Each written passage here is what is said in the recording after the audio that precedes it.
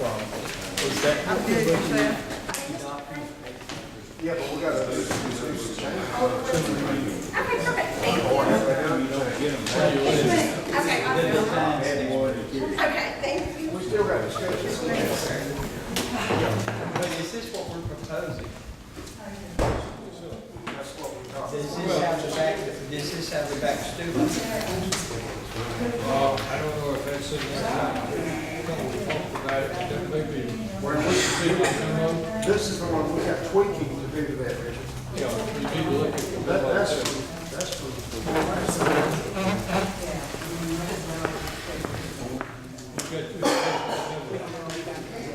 Okay, memo covers that. Got a memo. Oh, Yeah, we're gonna go over all that, though, well, right? I thought we'd already gone all of it. So we're going to go all We over did it. it. But we got to tweak it tonight.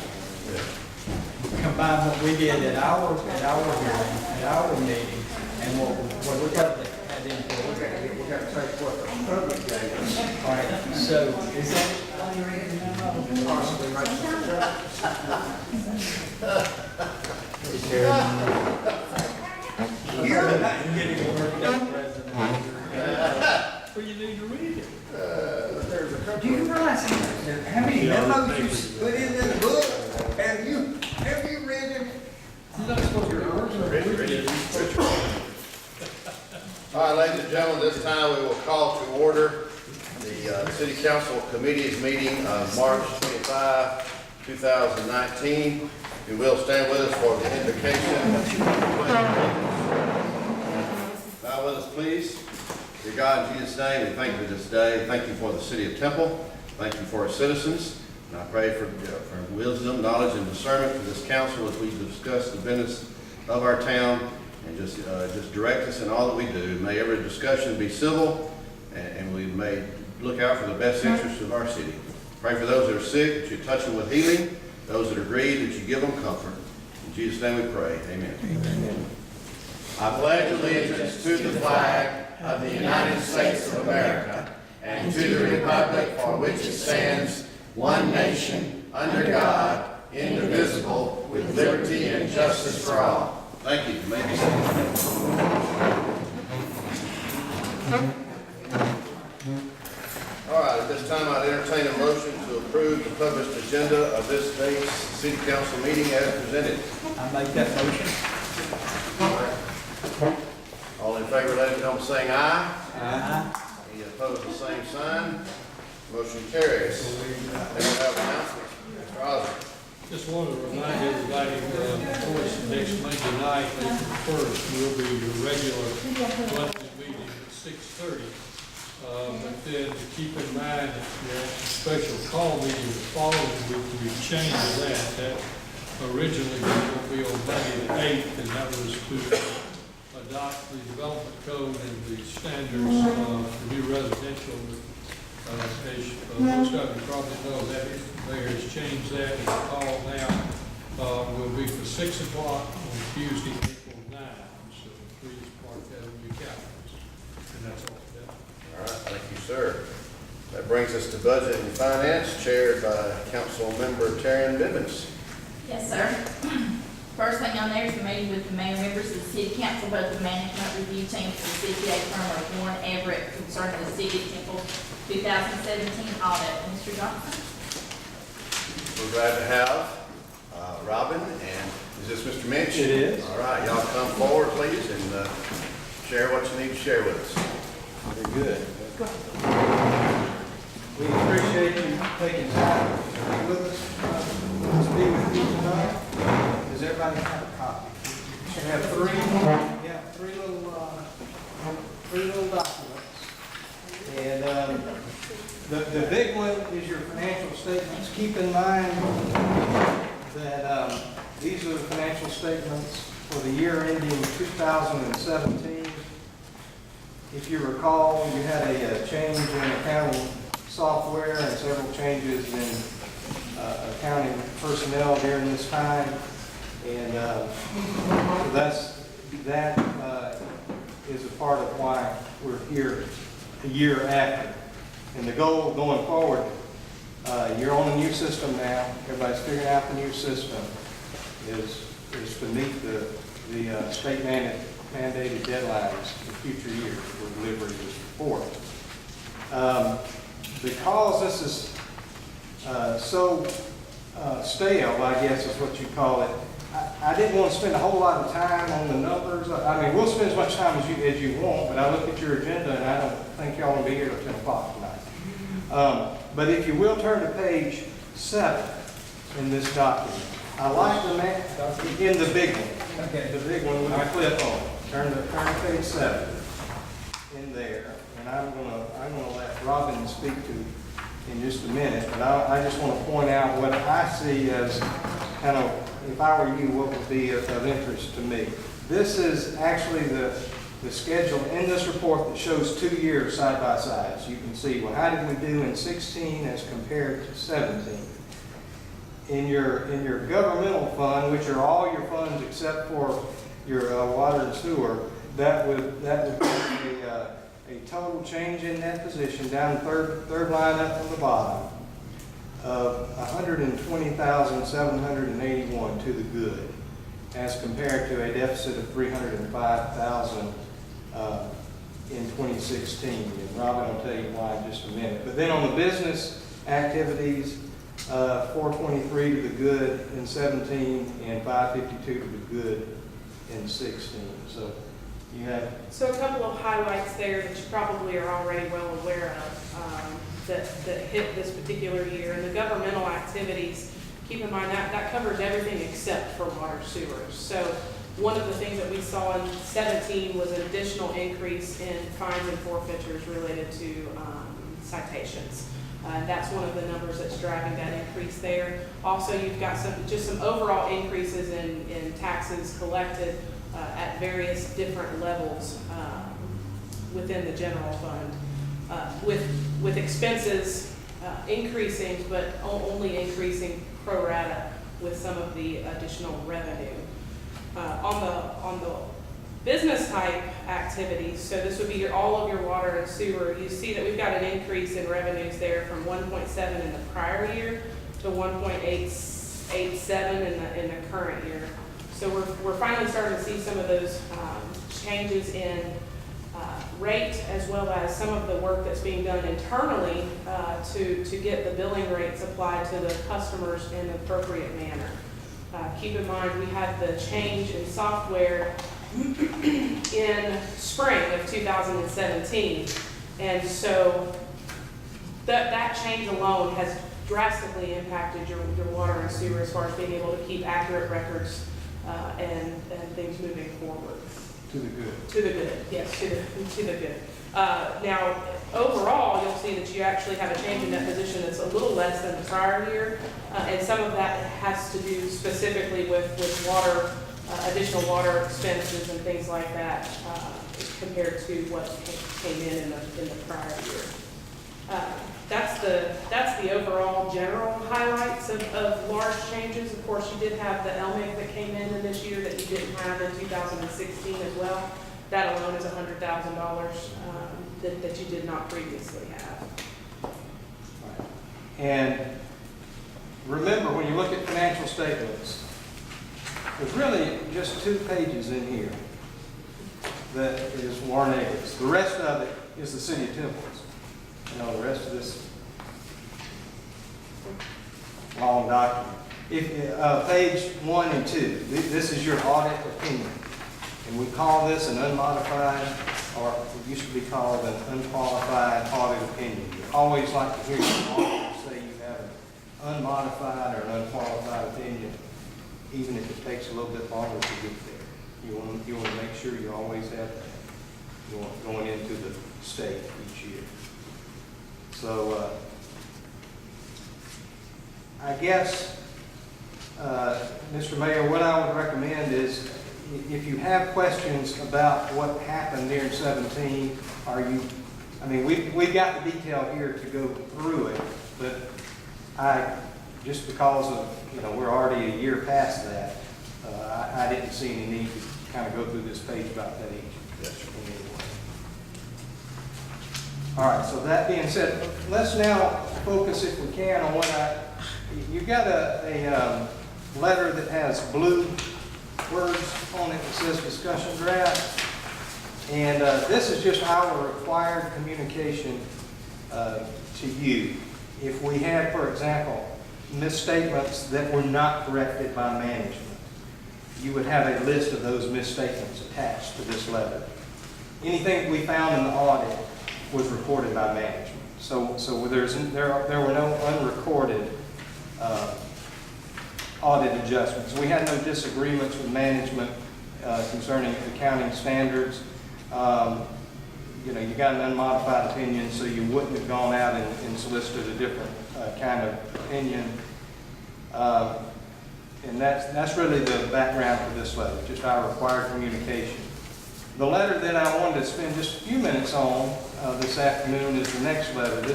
Sometimes you might hear this called a management letter, a material weakness letter.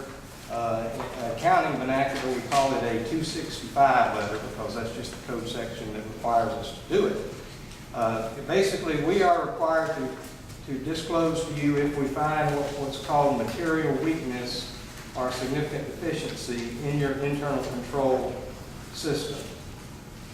So, and if you think about it, the hierarchy is a material weakness is the worst.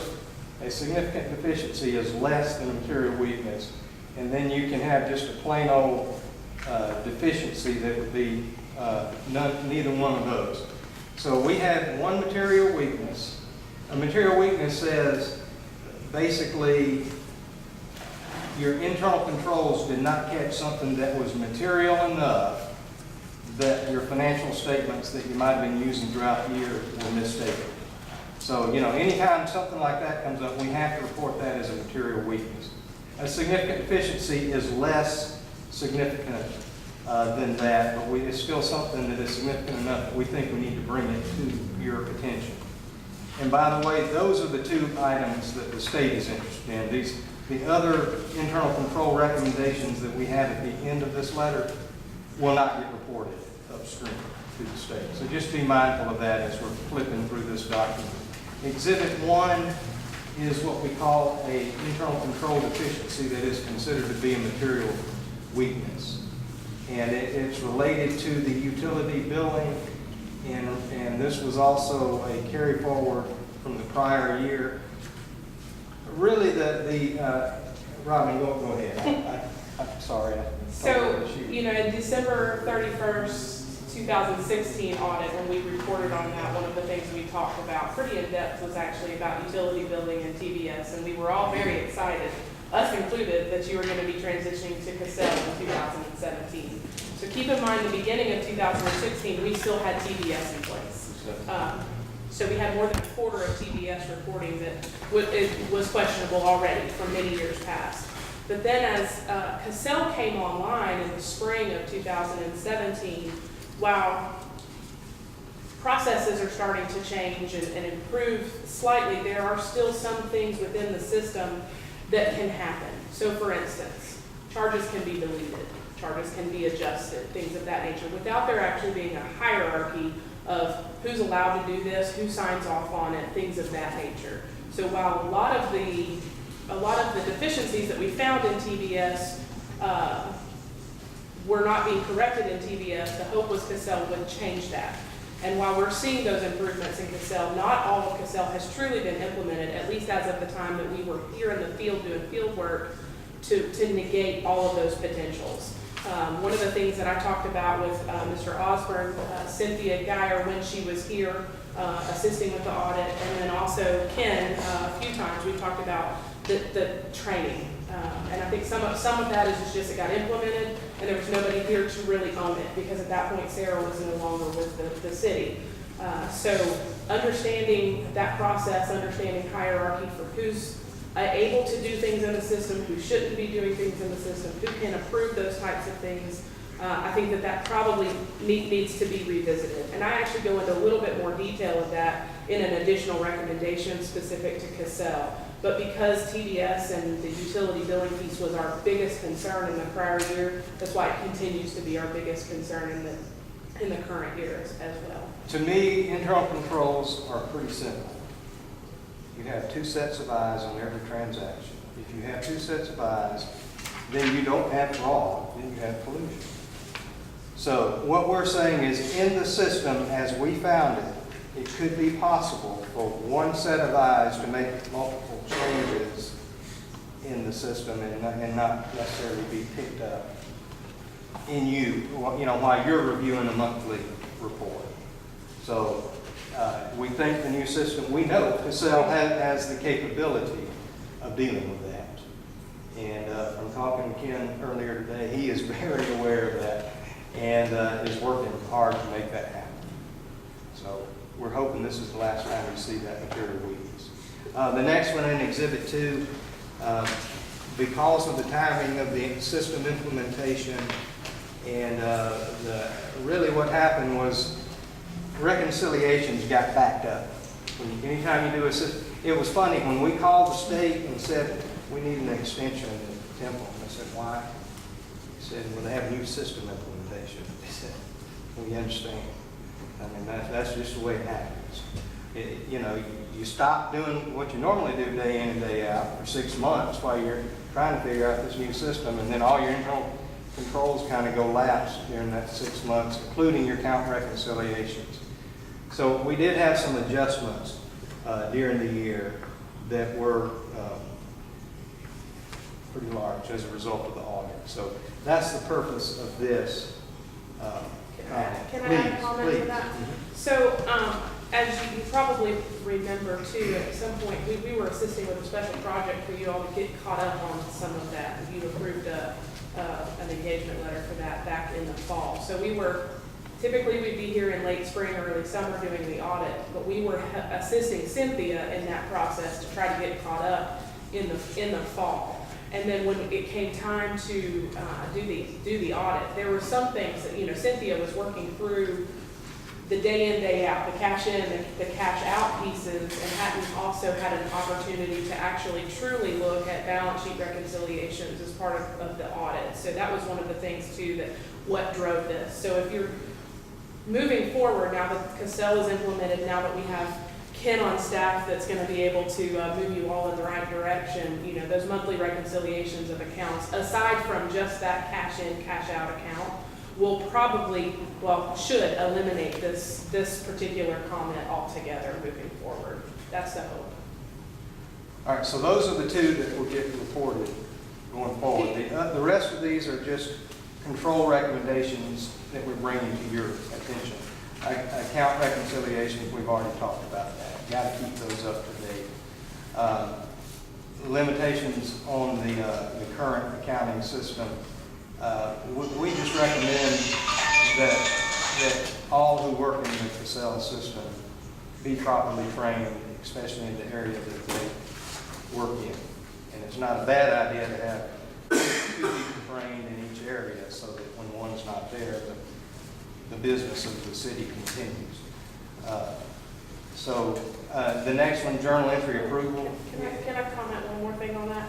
With the accounting system, as you all are going through training and things of that nature, one of the things that I would say that was very apparent to me in field work is that the hierarchy of rights within the system is not truly set up at this point. So that is one way that just by going in and saying this is what these people have rights to or don't have rights to will help start to lock that system down very rapidly. So that would be one specific focus in addition to training that I would take particular interest in if I were you all. And once again, these are things that typically take some time to get set up.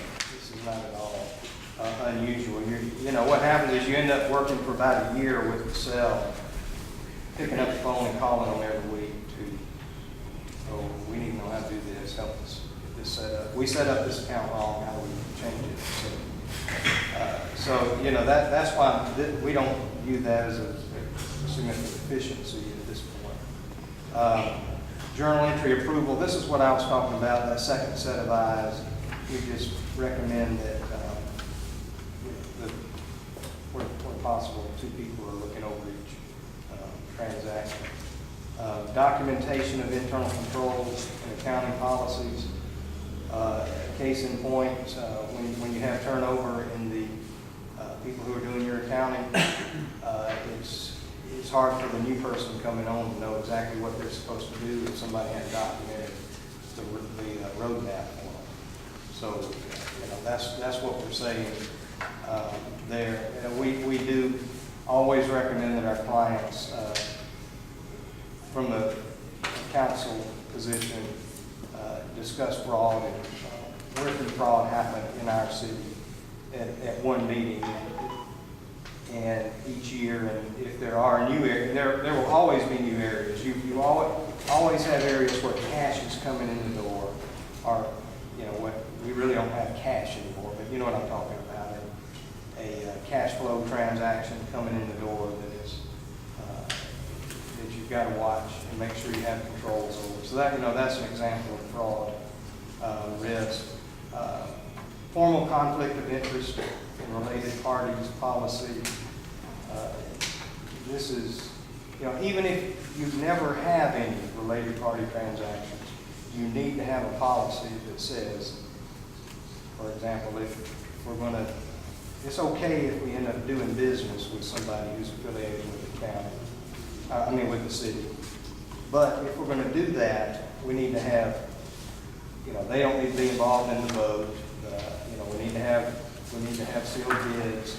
Go through the whole, and you need to have that formally in writing, so that the conflict of interest.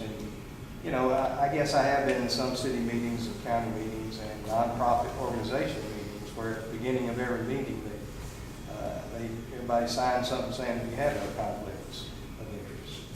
And if you sat on other boards, you might know what I'm talking about there. Robin talked to the physical inventory, capital inventory items and utility customers. So this particular item has been on the list. I just think it's one of the low-hanging pieces that whoever's in place doesn't really ever get around to. And that is just taking an inventory of what assets are on the books of the city. Do you still have them in your possession? Not writing them off of the books and having a valid inventory of what's actually here. I know that there's been attempts in the past. I know when Sarah was here, she would send out an email to department heads to try to get some feedback to that process. But I don't think that at this point, nothing's been formalized, and we're certainly not seeing anything that happened as of the current year. There were no disposals whatsoever. So in Cassell, it is my understanding that you actually have a very robust fixed asset tracking system. I don't believe that you currently own that particular module, and I can't speak to that in depth, but in my conversations with Cynthia when she was here during our field work, it was something that we discussed, and so that's capable of being there if and when the city decides that makes the most sense to implement. And then, can I go on to the next one? So the utility customer refunds. So back when we very first started this audit, we had some refunds, some liabilities sitting on the books of the general fund, the water fund, related to some utility billing discrepancies. And those continue to roll forward year after year with no change in them whatsoever. And as of the time of our field work this time, there still had not been any change there. It's just our recommendation that you go back at those customers, take a look at the accounts, and make a decision on how to go forward with those. All right, so that's a very quick run through over a long period's worth of work. But are there any questions from that internal control? All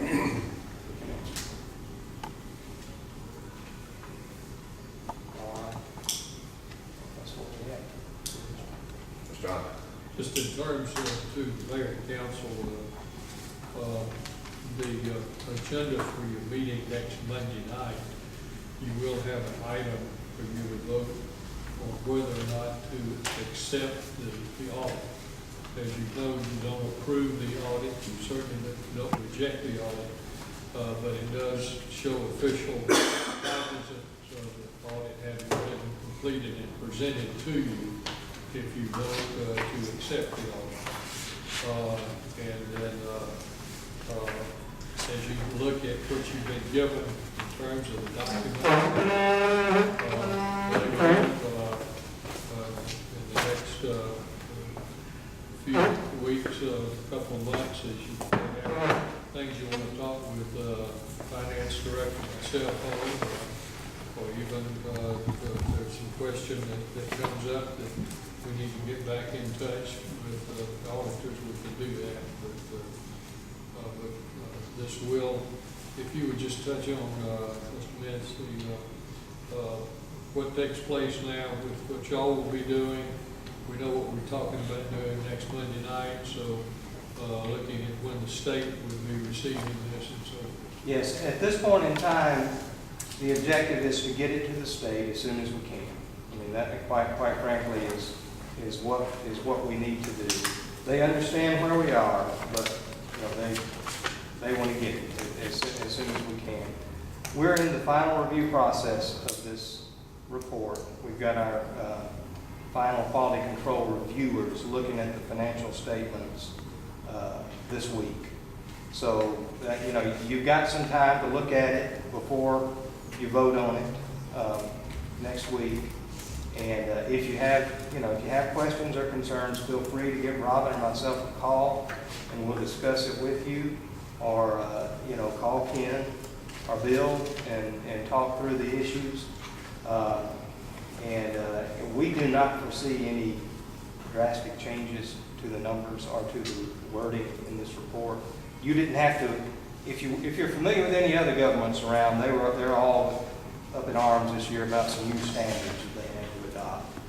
You don't have those particular benefits that you offer that would require adoption of those particular standards. So you didn't have to adopt any new standards for the 17 year.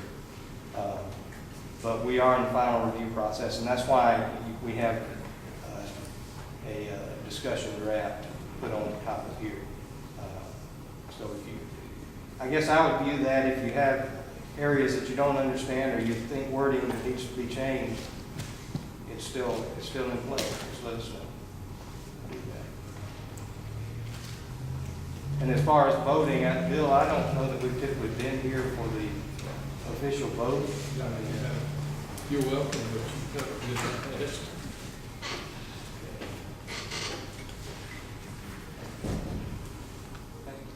Yes, sir.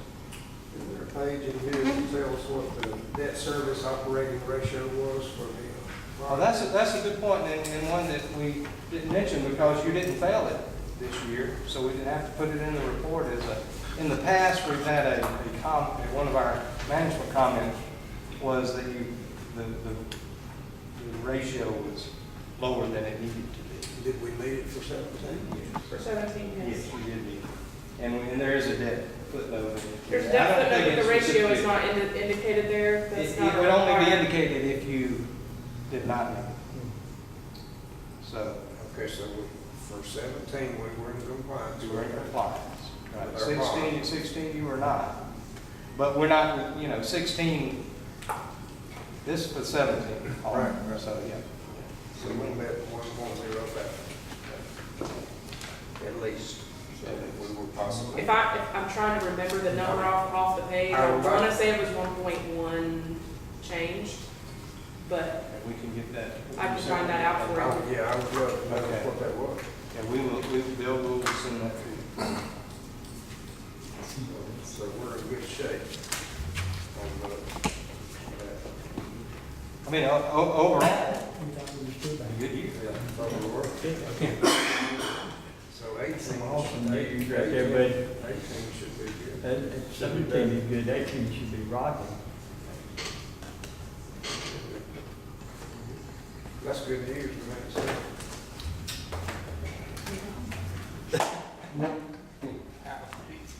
All right, any more questions? All right, moving on to number 2, discussion of possible city council action during Monday, April 1st city council meeting concerning the 2017 audit prepared by the department. Well, I think Mr. Audit Mr. Audit, I take care of that. took care of that, so All right. You're done, thank you. thank y'all. Thank you. Thank you. Very much. Thank you. Okay, so number 3 is the updated report on development of the City of Temple planning website. Kristen? So last week I was emailing with Mitchell Hansen, who's our contact in code, and he said by the end of last week, the website would be created. The next step was migration, which I believe is getting everything transferred over to the old website. And then he said would be the review process. In the next couple of weeks, we should be able to plan training for all of our directors and anyone else who will be helping to implement their website or their portion of their website. Mr. Bracknell and I were gonna try to meet with them via phone conference today just to get another update, but I had to go out of town unexpectedly. And I believe he's gone the rest of the week, but I'm gonna be meeting with them again later this week to just kind of finalize when we're gonna have training for everybody. So finally, it sounds like we're making some progress, but it's been long overdue and much longer than expected. But again, I'll be meeting with them later this week. Any questions? Number 4, report on the City of Temple's commercial insurance coverage for the current policy concluding at the end of May, and on the city workers' comp insurance.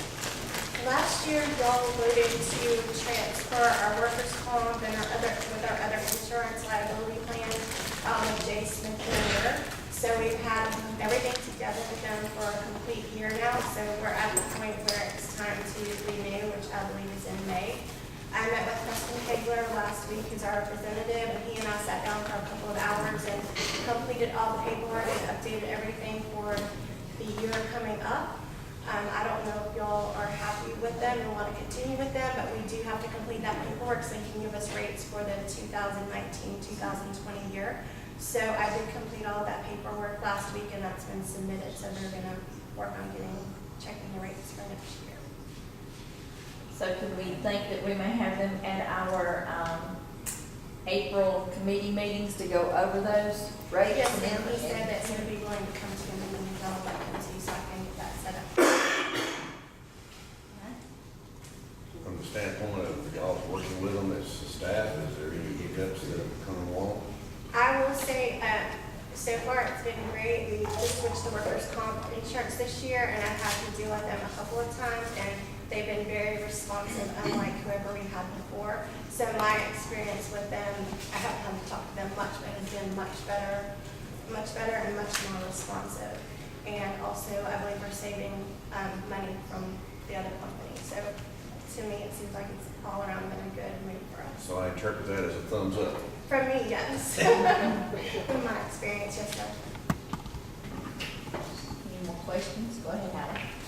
Can we have them to find out if there's any break in premiums, if we have GPS tracking on all of city vehicles? Sure, I can ask him that.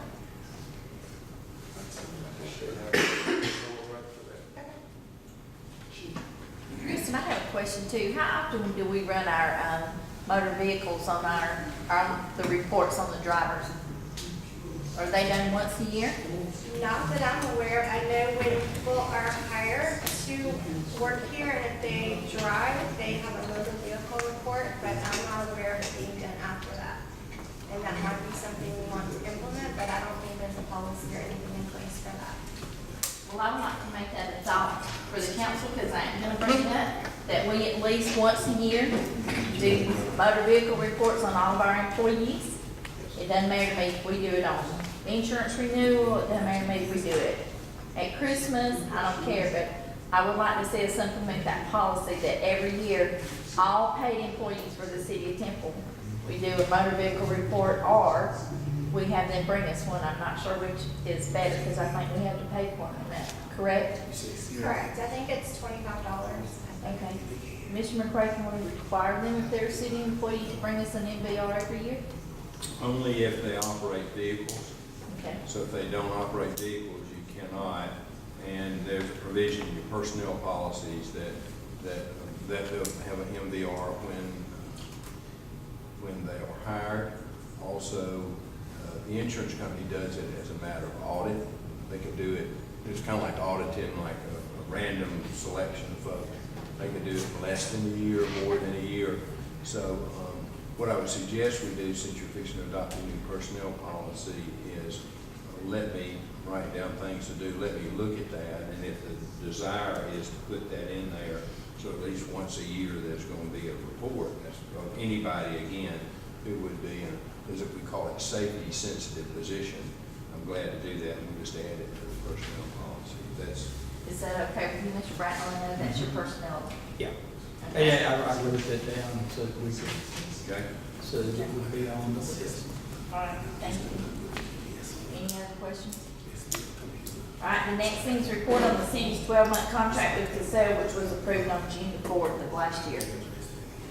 I don't really have a report. My name is next to this. I do not have a report, but it's, our contract is coming due, and I don't really see why we wouldn't renew the contract. We've invested so much time and effort into Casella, so unless y'all decide otherwise, we just need to, I guess, approve for the mayor to renew the contract for the 2019-20 year. Before we put that on the agenda, can we make sure we put the amount that we're renewing, please? And then also, what about our training? Do we have anybody that's been trained in this last year? I know we asked for training for Casell for our employees. Do we have any training that's been done so far? The only training that I'm aware of that anyone has done, there have been a few free webinars that I know some of the people that use Casell have done, but formal training, one-on-one type thing, instruction with Casell, I'm not aware of anyone having that kind of training. We do try to take advantage of, like I said, when they put the webinars out, and I know that they're very good to be called and we need assistance. They're very good to help Please everyone. tell me you're having on air conditioning. No problem. But it was my understanding when Cynthia was here that she had put money in the budget for, I believe, everyone uses Casell to have training, but we haven't had any Okay, formal can you, training. so Mr. Osborne, who do I need to ask that to? Because we did put money in the budget for the training to make sure we had everybody back up to par. And I know, Cynthia didn't get it, but I know Ken was gonna get it. So I know it's in the, I'm not saying I know it's in the budget, I'll look in the budget, but I think it's in the budget for training. So who do we need to do to get that set up? I'll get with Ken and Kristen, and we'll kind of figure out where we need to go from here with it. So, Ken and Kristen, y'all can remind me, and we'll get together in the next few days, so we'll report back. Any more questions? Last thing on my list is a discussion on the city of Temple reopens its search for an improved telephone system. Kristen? I don't really, we keep bringing up the telephone system, and I don't really know why. I'm not trying to. That was my negative, question but today. To me, I work here every day and the phones work fine, and I know we were working with St. Global, but it was gonna be a lot more expensive, and so we kind of ditched that idea because of having to pay for fiber optic cable. So for right now, I think the plan is to leave our phones as is, but I was talking with our new IT person last week to let him know we might want to look at something in the future, updating, and he has some ideas, we can discuss them, but that's kind of low on the priority list because there's some other things the IT person has concerns about that we need to make a priority, but that is something that we might look into later. But I think at this point, to spend more money on a phone system, I think part of the concern was that we couldn't transfer. If someone called to the police department, we couldn't transfer it. We would have to let the person know what number to call, but no one's ever gotten mad at us for that. And Tina Duncan did tell us there is a way for us to do that. It's kind of a long roundabout process, but we can't actually transfer if we needed to. But again, no one's gotten mad at us. So I don't see spending extra money on that right now as a priority, but that's just my opinion. Yes, sir.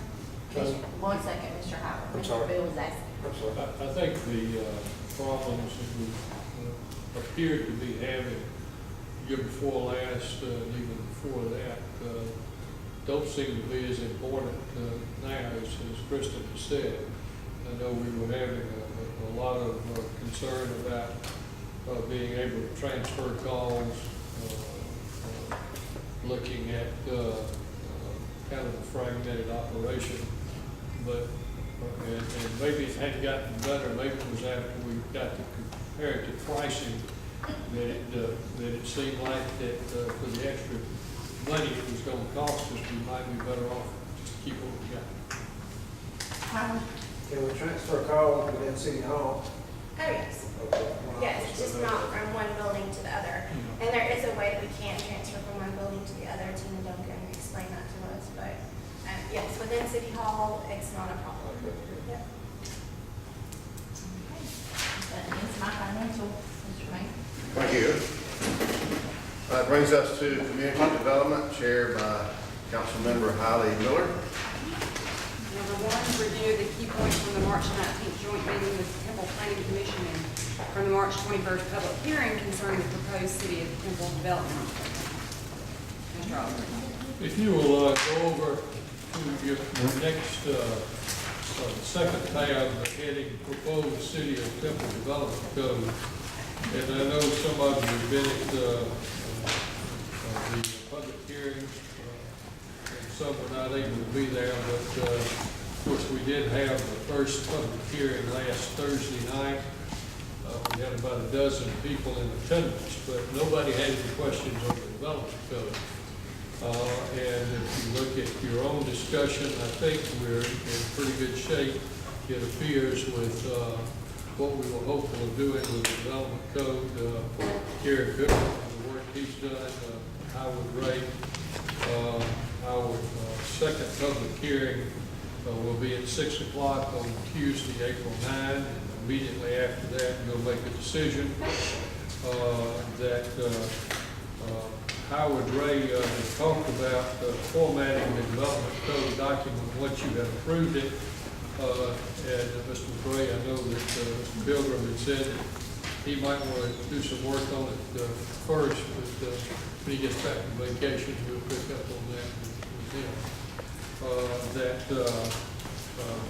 So I really, from the standpoint of what you've got in the proposed development code now, I don't know that there's going to be anything much in the way of changes that we'd be looking at on content or anything. I would say to you that with the draft document that you've received, if you've got anything further that you want to talk about on it, we need to hear from you. If not, under other business on Monday night at your voting meeting, or when we have a special call meeting, because I expect on Tuesday the 9th, you will be taking action, and at long last, we will have a City of Temple development code. Any questions or comments? That was 1 and 2. That basically is Yeah. my report, and then any discussion y'all want to have. Okay. Number 3, review the key points from the March 19th joint meeting with the Temple Planning Commission and from the March 21st public hearing concerning options for proposed development standards for new residential structures. Next tab, got a memo for you, and as you know, and most of you were there last Thursday night, we did have a delegation from Executive Hill that provided some information to us.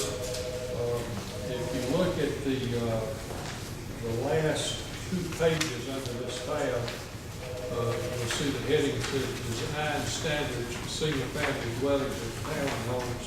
This was a list put together by Attorney Terry Pilgrim based on the joint meeting of the Mayor, Council, and the Planning Commission.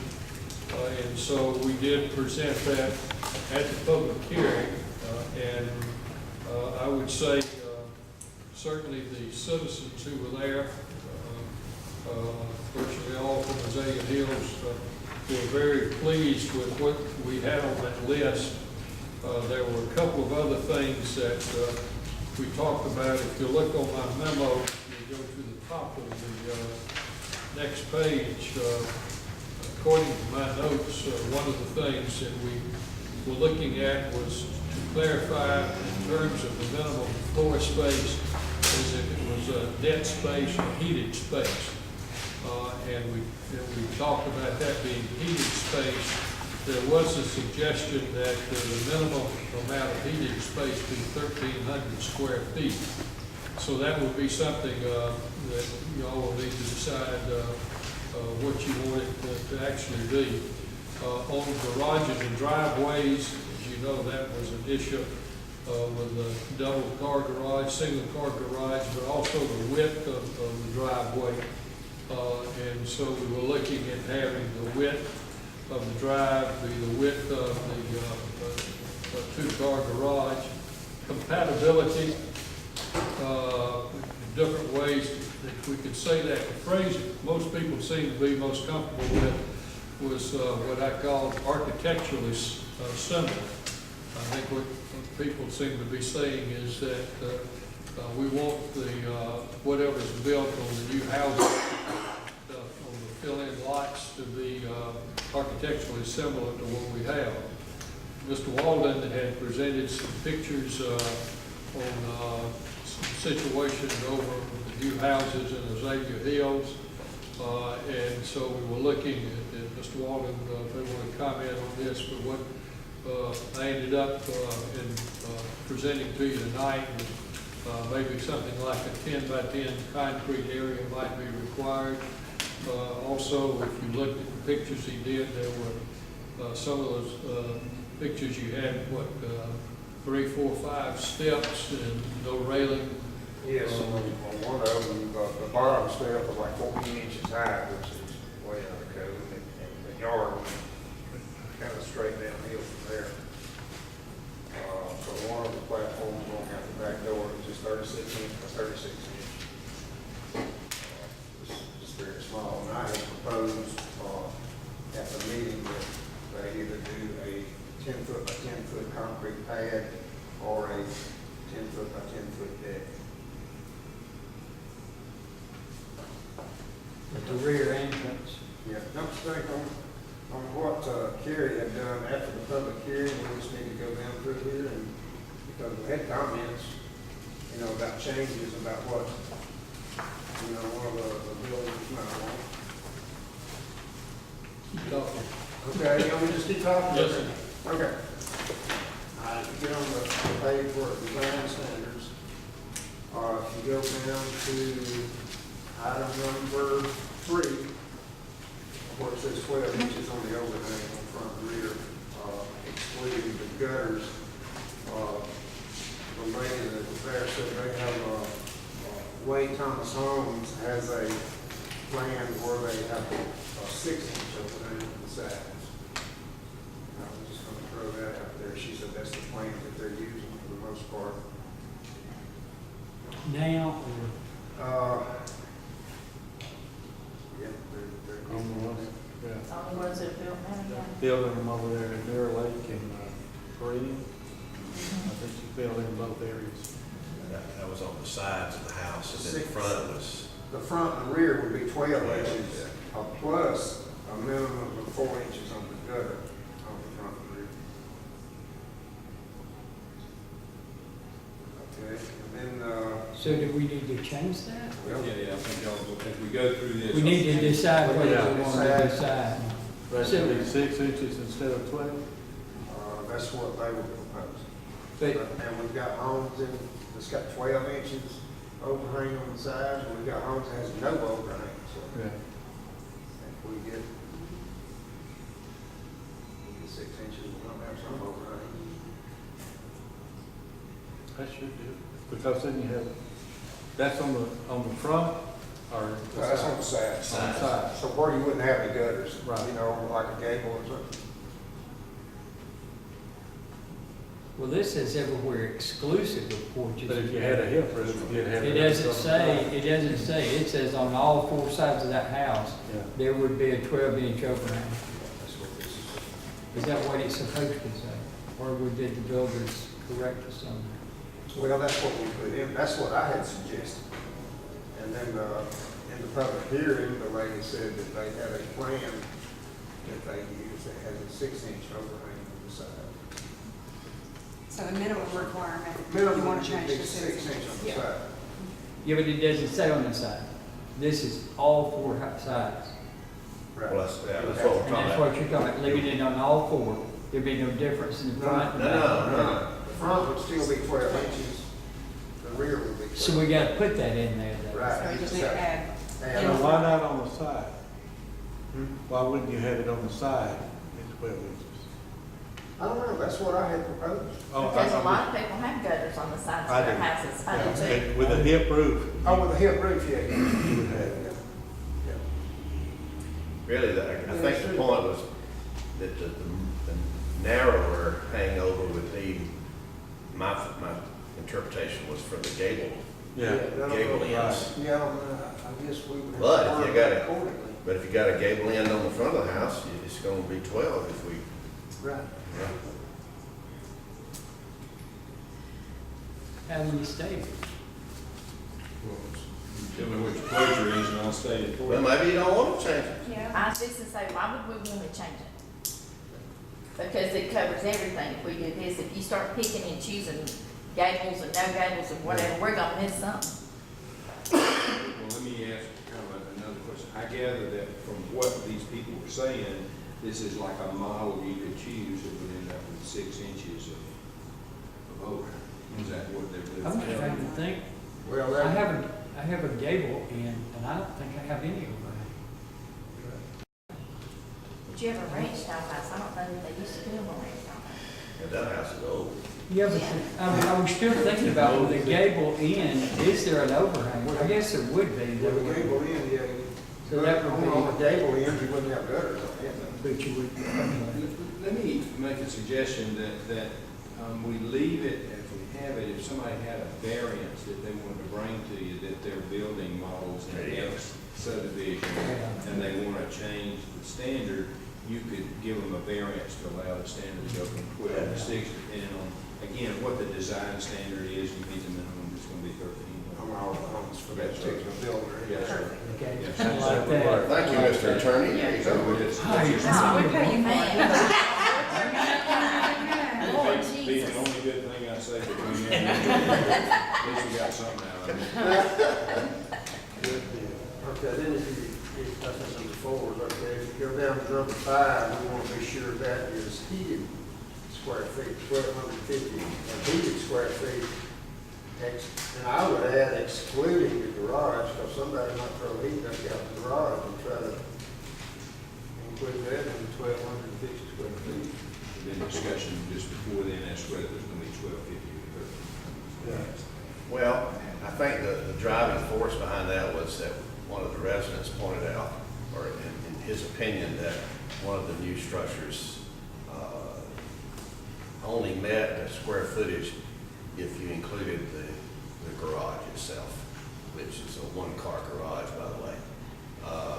I'm with Howard on that. I think the minimum of 1,250 can heated space, and we exclude garage, and even, my question is, do we even exclude basement, if there is one? Now, those, I don't think any of those houses have basements. Well, Can't exclude the basement. Finishes. Well, that's it. I mean, it's, but at the same time, if it's not finished, I don't know. I'm just throwing that out there. I think the heated space, heated and living space, maybe? we decided in our code, as it reads, it doesn't even call for 1,250 feet of heated space. It just calls for 1,250, and it could include the garage according to what the builder were doing. So y'all, one thing we're dealing on is it's going to be heated space. Yes, sir. Yes. So now, next one is 1,250 or 13.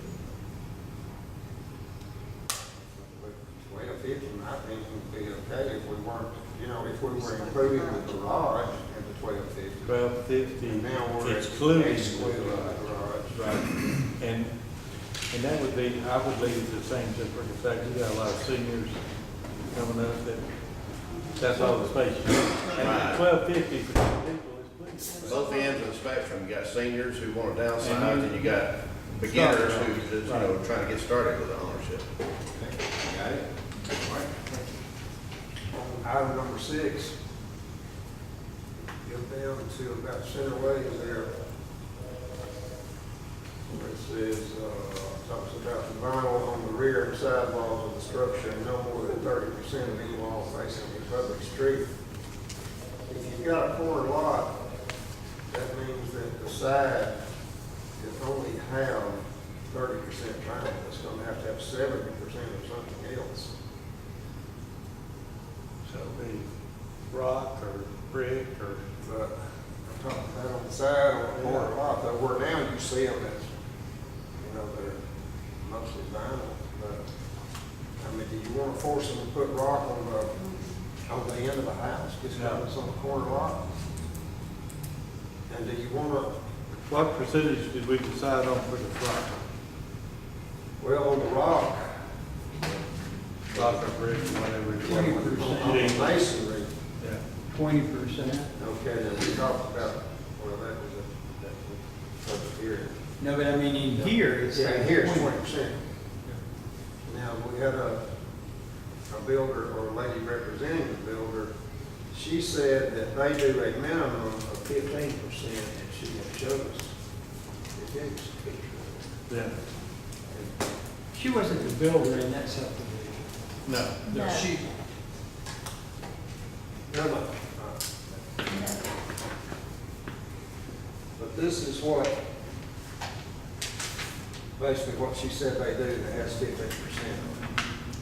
you want to pass that around. But she said they do a minimum of 15%, and sometimes as much as 40, 50% in masonry. depending on the home. So, do we lower it at 15 to accommodate that particular model?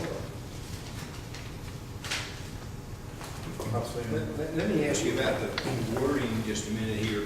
Let's kind of go back to the first blank that says, for structures with building permits issued after the date of adoption. Vinyl lap siding may be used on the walls, but only if they're 44 mils or greater and not more than 30% of any wall. It doesn't say it shall be, but it may be. And then it says vinyl lap siding may otherwise be used on the cornices, etc., and may be used. Since all of these are discretionary and not a mandatory statement, I think we're probably okay that they could do it or they could not do it. Follow what I'm saying? Okay, on the sides, they could do the 30%. Could or not, because again, we're using the words Howard may there rather than shall. In every instance, we're saying you may use that, and not more than 30%. You may use this, you may use that. So I think we're probably okay. Okay, but it's saying on the rear and the side walls, how about the front? But we gotta get down to where it talks about, what does it talk about the front? At least, Well, that's nice. That's the mason. oh, the type siding has to be on past it. On the front, we know we're gonna have to have what? Okay, let's talk about that last sentence, Howard. Let's go to that. Notwithstanding the foregoing, for which building permits issued after that date, at least, then it says 20% here of the front of the structure shall consist of masonry or stacked stone material. 40%. Okay, and let's talk about this. One of the things that you see a lot of people use now is what I call Audit. Now, would that be considered a masonry material? What it is. I don't know, it's a concrete base.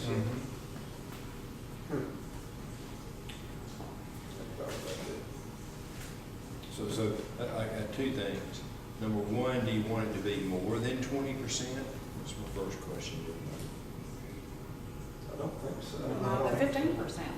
Yeah, the 15%, but that gives it some accent.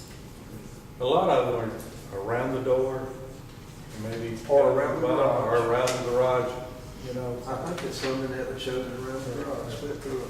But that is, So you want to make it less than 20%? A minimum of 15%.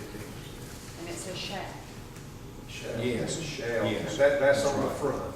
That's It's right. not On on the the very front. That's right. On the front, a minimum of 15% masonry being, stacked stone Or whatever those items are. Yeah, whatever. Madam Chair. The last tab in the book you got, it's what we had for your joint meeting. And I just wanted to, as you're talking about materials, those several pages that I had quoted from the other 5 jurisdictions, and the only point is, in terms of looking at the material that is listed as you start, item 6, if there were any other, it says other materials of like appearance, I was just looking at the different building materials that I had found in these other places. You may want to just take a look at that, if not necessarily now, just to be sure that if our list, if that is supposed to be an all-inclusive list which says other materials, I guess that might cover it. I just want to be sure we're not overlooking something that is that we might want to include. I don't have anything in mind. And now, I'm sorry, where is that that you just? This was what we had at the joint meeting. It was a memo I had done, but I had gotten, I had copies in here from 5 other jurisdictions of what they do on standards. And then I have a memo, but it's got from Carroll County, Carrollton, Douglasville, Douglas County, Paulding County. If you don't mind, if you just send me that, I think the point being that I'll expand on that, so it would be masonry, stack stone, or other appropriate materials. Right. Let me look at that, and we'll add that to that definition section down at the bottom. And I think Kerry left his book. I don't think he took it with him, so we'll send this to you tomorrow. Oh, okay.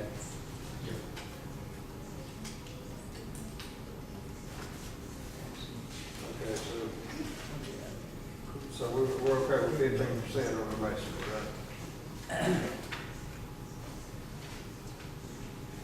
Okay, item number 7, we had threw that in there that they should Have 2 of those. use at least 2 of those. Item number 8 talks about the square footage on the garage of 400 square feet. And we have the real estate lady there that said they do one little ranch that has a garage that's 19 feet by 20 feet, which comes out to 381 square feet. Should have to ask for a variance. That's everybody's feeling. That's mine. I'm not speaking. But I'm just throwing that out there. They said they got just that one plan that has 381 feet of garage, and the rest of them are 400 square feet. I think keep it. The variance idea is the best way to do it, and that way you don't get caught in some kind On that one too, on that item, the 2 feet, additional 2 feet on either side, that was something I had brought up, but, You can cut yeah, out. You probably just needed the width of with, The width of the garage. as the lady pointed out, just get that water to the grass as soon as you can. So So we that, want to strike that out. I looked at a bunch of them, and that's how most of them are. Yeah, right in one end of the the, minimum of the garage. As long as they're Yeah. 2-car garages, it's wide on it. yeah. I'm sorry, Mayor, are you wanting to strike the last sentence? Is Yes, that sir. what you're saying? Yes, sir, that's my The suggestion. 2 feet Okay, addition. thank you. Well, yeah, just that, an additional 2 feet on either side, you can scratch that part. We want the width of the driveway. Okay. But we're doing double garages on this, not single garages? Double. The double. And the purpose of that is a lot of those people that have those single garage doors, they're parking out on the street, you can't get through the street. So everybody's got more than one car. And did we get in here that we want the concrete width of the garage all the way to the curb? Did we talk Well, you about say over that? here, the width of the driveway, the home must be the width of the garage. Okay. So we got, Okay, so we're leaving that in, and then I'm changing the first sentence that will say, newly constructed home shall be required to have a double. There you go, that's what I'm saying. Okay, is that clear? Okay. All right. And you strike the last, starting with plus. Yes, sir. to as they say in the barber shop, next. I think number 9 is probably okay. What y'all think? Number 2 is okay. Number 11, I would think it'd be okay. Number 12 is okay. Okay, number 14, that's where it's calling on here for a landing 36 inches by 36 inches. That's where you were suggesting take it 10 by 10. Yes, That would be 10 feet. 10 feet by 10 feet. Either concrete or a deck. We got that one builder, the lady said, they do a 10 by 10 patio on all the rear of their homes. That's just reason. Yeah. 10 by 10 is not very The big. only problem though is we're gonna have to reword that because it says at each exterior door. Yeah. So we're gonna have to pinpoint that to the, Okay, we want to reword, and we want it to be at least one landing that is 10 by 10. the rear At the door. rear of the home. Yeah. One landing, 10 at the rear of the home. Okay? So if you'd make a note, everybody, that 14 will be reworded. And I'll try to put it in yellow so you can see how I reworded it. Okay? That's what it's for. Mm-hmm.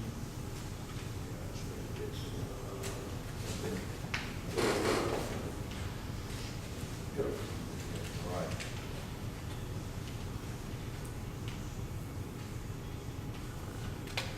Okay, now, number 15, it talks about being sod. We got some lots, some half-acre lots, like Cool Springs. That's a lot of sod. Well, I thought when we were talking about it, we were referring to the front. Front yard, yeah, but Yeah. this is not what it says. The newly constructed homes, the front yard. Just, And a lot of them is the front and the side, and in the rear, it's normal that either, you know, yeah, it's strong. planted grass or So something. it's strong. I think as long as the front, this is my opinion, as long as the front and side, we're good to go. That would be my preference. A half-acre of sod, a lot of sod. It's a lot of money. It is. Well, there's, everybody all right with that? Okay, so it will be, the front yard area, okay?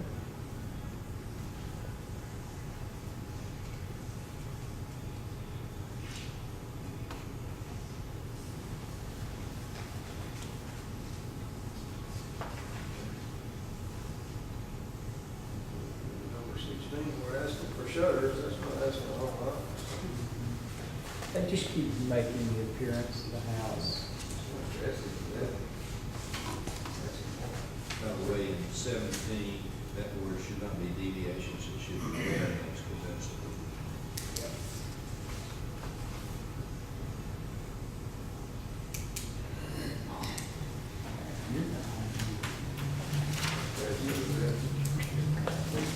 That's true, that's what police says. I don't want to be repeating things I've already dealt with, but these standards would also be approved in the draft ordinance that we had put together, sent, right? And so we're going to adopt two things, the development code and this ordinance. Because I asked that question when we were in the planning session. Does that amend the zoning? Or is that stand as something totally by itself? Stands by itself, and that's a really good question. Let me tell you, everybody is, you can have like a number of different standards, facade standards, which is just the front, what it looks like. And all of those are trumped by your zoning ordinance. So if there's any conflict or anything else that's a little different between those, the zoning code would control. And it says that in your development standards. Like, Kerry was talking about, whether it would be exactly what you were saying, but he was talking about this being part of the zoning ordinance. And that's right. It actually could be, if he wants to amend the city ordinance, it would be better if it's amendatory of the zoning code. See, That's I would, what I'm saying. that way, I mean, you know, if that zoning is going to trump that, it kind of it kind of defeats the purpose of doing this, because they could go back to the zoning to find out if something contrary to that is in the zoning, this is a waste of time. But if we amend the zoning, then we got it there, and that's the standards they follow. They don't have to look anywhere else, right there it is in that document. Yeah, that's one reason we do it 15 days. Okay. Notice. Thank you. Thank you for that clarification. So it's a zoning ordinance amendment. I stand corrected that since it's a zoning ordinance amendment, we got the 15 day and a public hearing that's being done for that, then it will be a zoning code amendment. And that makes it carry a lot more weight. That's right. Thank you. Howard, I got a question on the, number 16, for the shutters. You're just asking to have them on the lower part of the house and not the upper? Well, this is,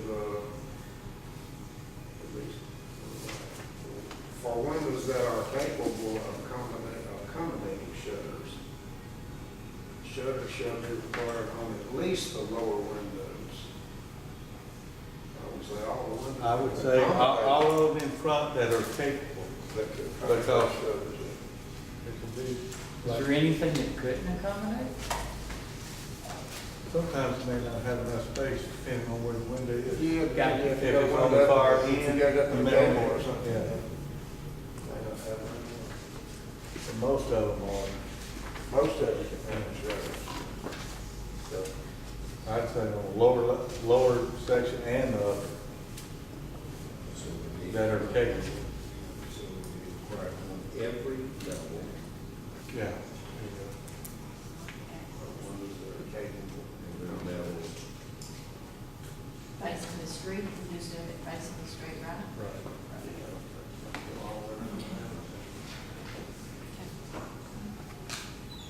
This is going to make a whole lot better than what.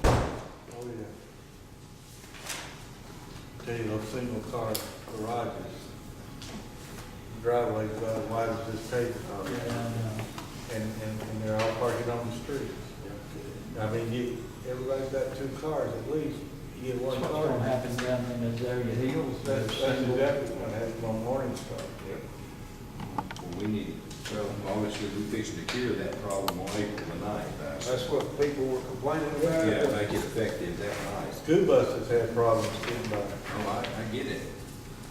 Yeah, it would be effective immediately because that 45-day moratorium expires the next day. Okay, effective immediately. Check on that, since they didn't have 1 week off, which is He gets confused, doesn't he? So I'll do that, and we'll have that ready, and then make those changes, and then the idea would be, end of the week or first of next week, we'd have the final ordinance to be adopted on the 8th? Ninth. Tuesday To night. be adopted on the 9th. So you get it, so Chris can get posted on the website and have it ready for the public hearing, we level for the public. All right, that's the plan. Any other comments? So that's something to look forward to. Review and discussion adoption, consider approval, with a vote on adoption. Okay, we're good. Number 5? Now, so that's public hearing, is it already done? Yep, the 2 public hearings. Okay, number 5, if you'll go over to the next tab where you have been working, you'll see a memo that says 2 cases heard by the Planning Commission on March 19th. And I've provided you with the information that your colleagues had the other night that was not in your book. And I'm putting it in now, so between now and Monday night, you'll be able to review that, because on Monday night at your regular voting meeting, we will have the second public hearing, namely the one you'll be conducting, and then you will be voting on this. Most of you were there the other night, and as you know, there was no opposition to either proposal. And if you have questions, we're talking about dividing a lot off of Rainy Road that it's been used really as 2 residential lots for a number of years. And then you're downtown, Old Regan Road in North Wales, we're talking about combining 2 existing lots into 1 lot. No change in zoning on either. So R1 zoning on Rainy Road and R2 zoning on downtown. That's what I'm calling it. Okay. Any comments, questions? That concludes community development. Thank you.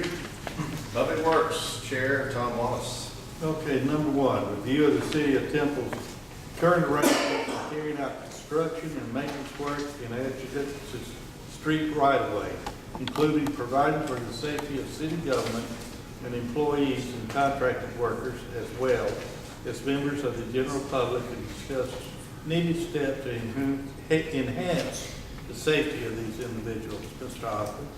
You go to your next tab, that's entitled City Worksite Safety Concerns.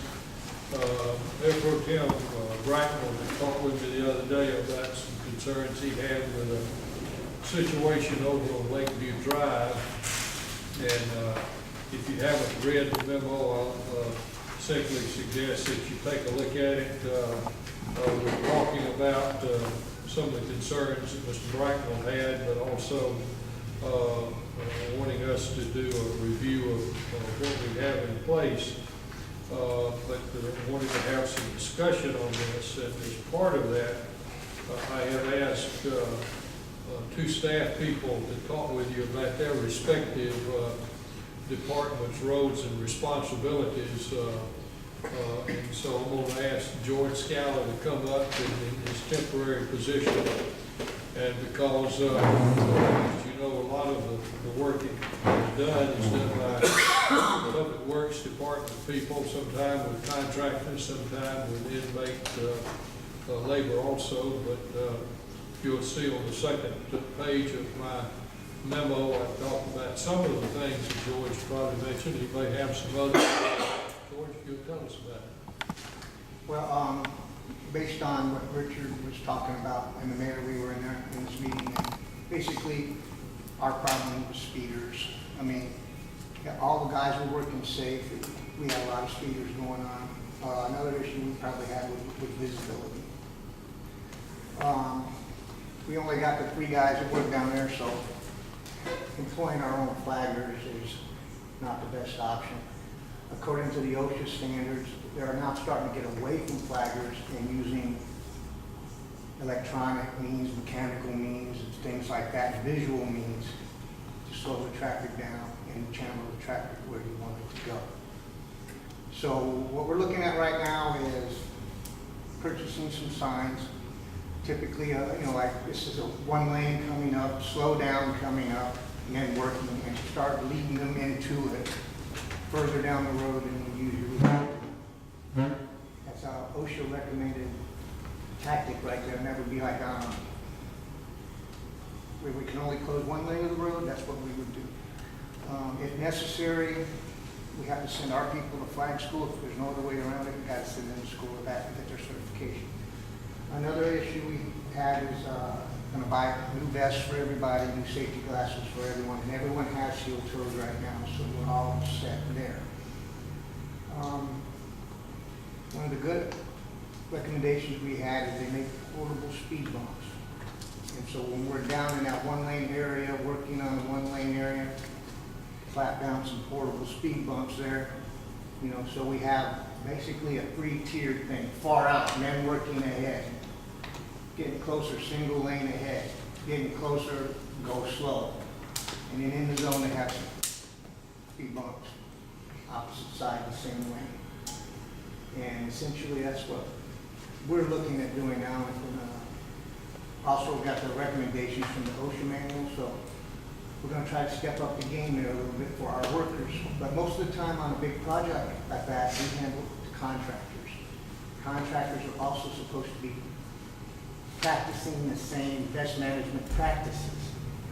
Now, I can't, you know, if we designate an on-site city safety guy, you know, hey, you guys need to do this, you guys need to do that, that's something else we don't really do, because we don't have the manpower to do it. So, it gets us into that catch. When we mix them, though, it's our responsibility, right? Usually, you know, this is something new to me, and the way I look at things is if the contractor's doing something, the contractor should do it. Our guys should probably be out there just supervising and watching it. But over the course of the years, it's become maxed out. The contractor comes in there, our guys come in there and they jump in there and try to get everything done. So yes, our guys are in there working with the contractor. We should assume the responsibility for the safety at the job site. May I? Go ahead. I got an unbelievable education the week they were working over. Our workers are hard at work, doing a fantastic job. That was absolutely not. But Lakeview is a side street that feeds the Amy Reed subdivision. And in that particular situation, and it's a highly used road. It's not like one of these side roads where a car comes about once or twice a day. And the people coming in and out, when you got clearly all those workers and you got a single line, it was amazing to me of the people who refused to slow down. And it was an absolute, there were several times when I thought, we've got an absolute death trap here for our employees. I'm not worried about those people, I was worried about our employees. That's what kind of precipitated this, was to make sure that, you know, because you're coming up, they were working when you're coming up on a hill and the rise is there, and anybody should, you know, they should know they're going in a residential neighborhood, but they were paying, and just, you know, for them to have to be inconvenienced, they were cursing the workers out there, and they were, you know, all of that kind of stuff.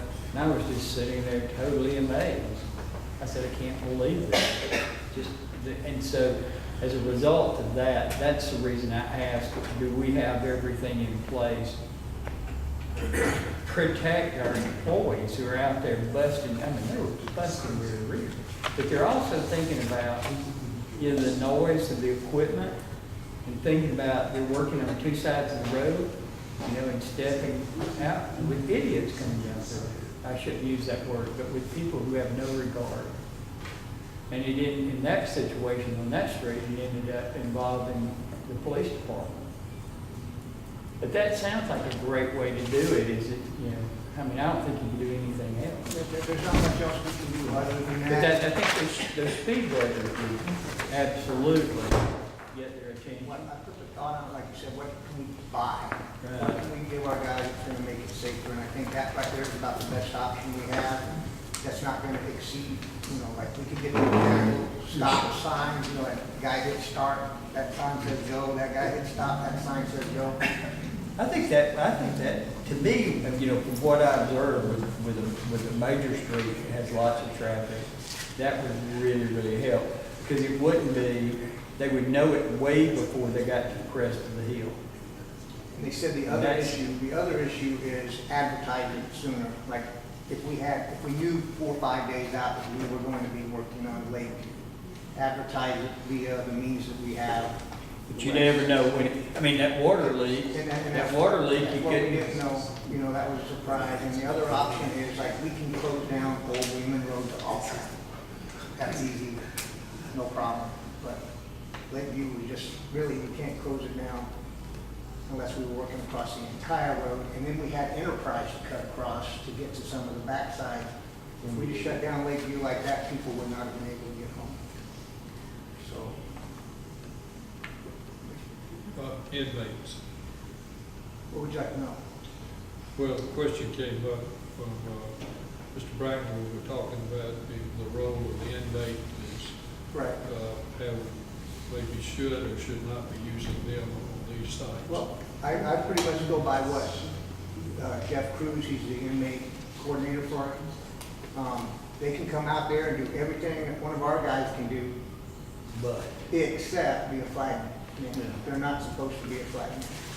And of course, you see them out there all the time. I mean, you see the county work crews using them as flagmen. You see all the details using the flagman, but technically, legally, you're not supposed to use them as a flagman.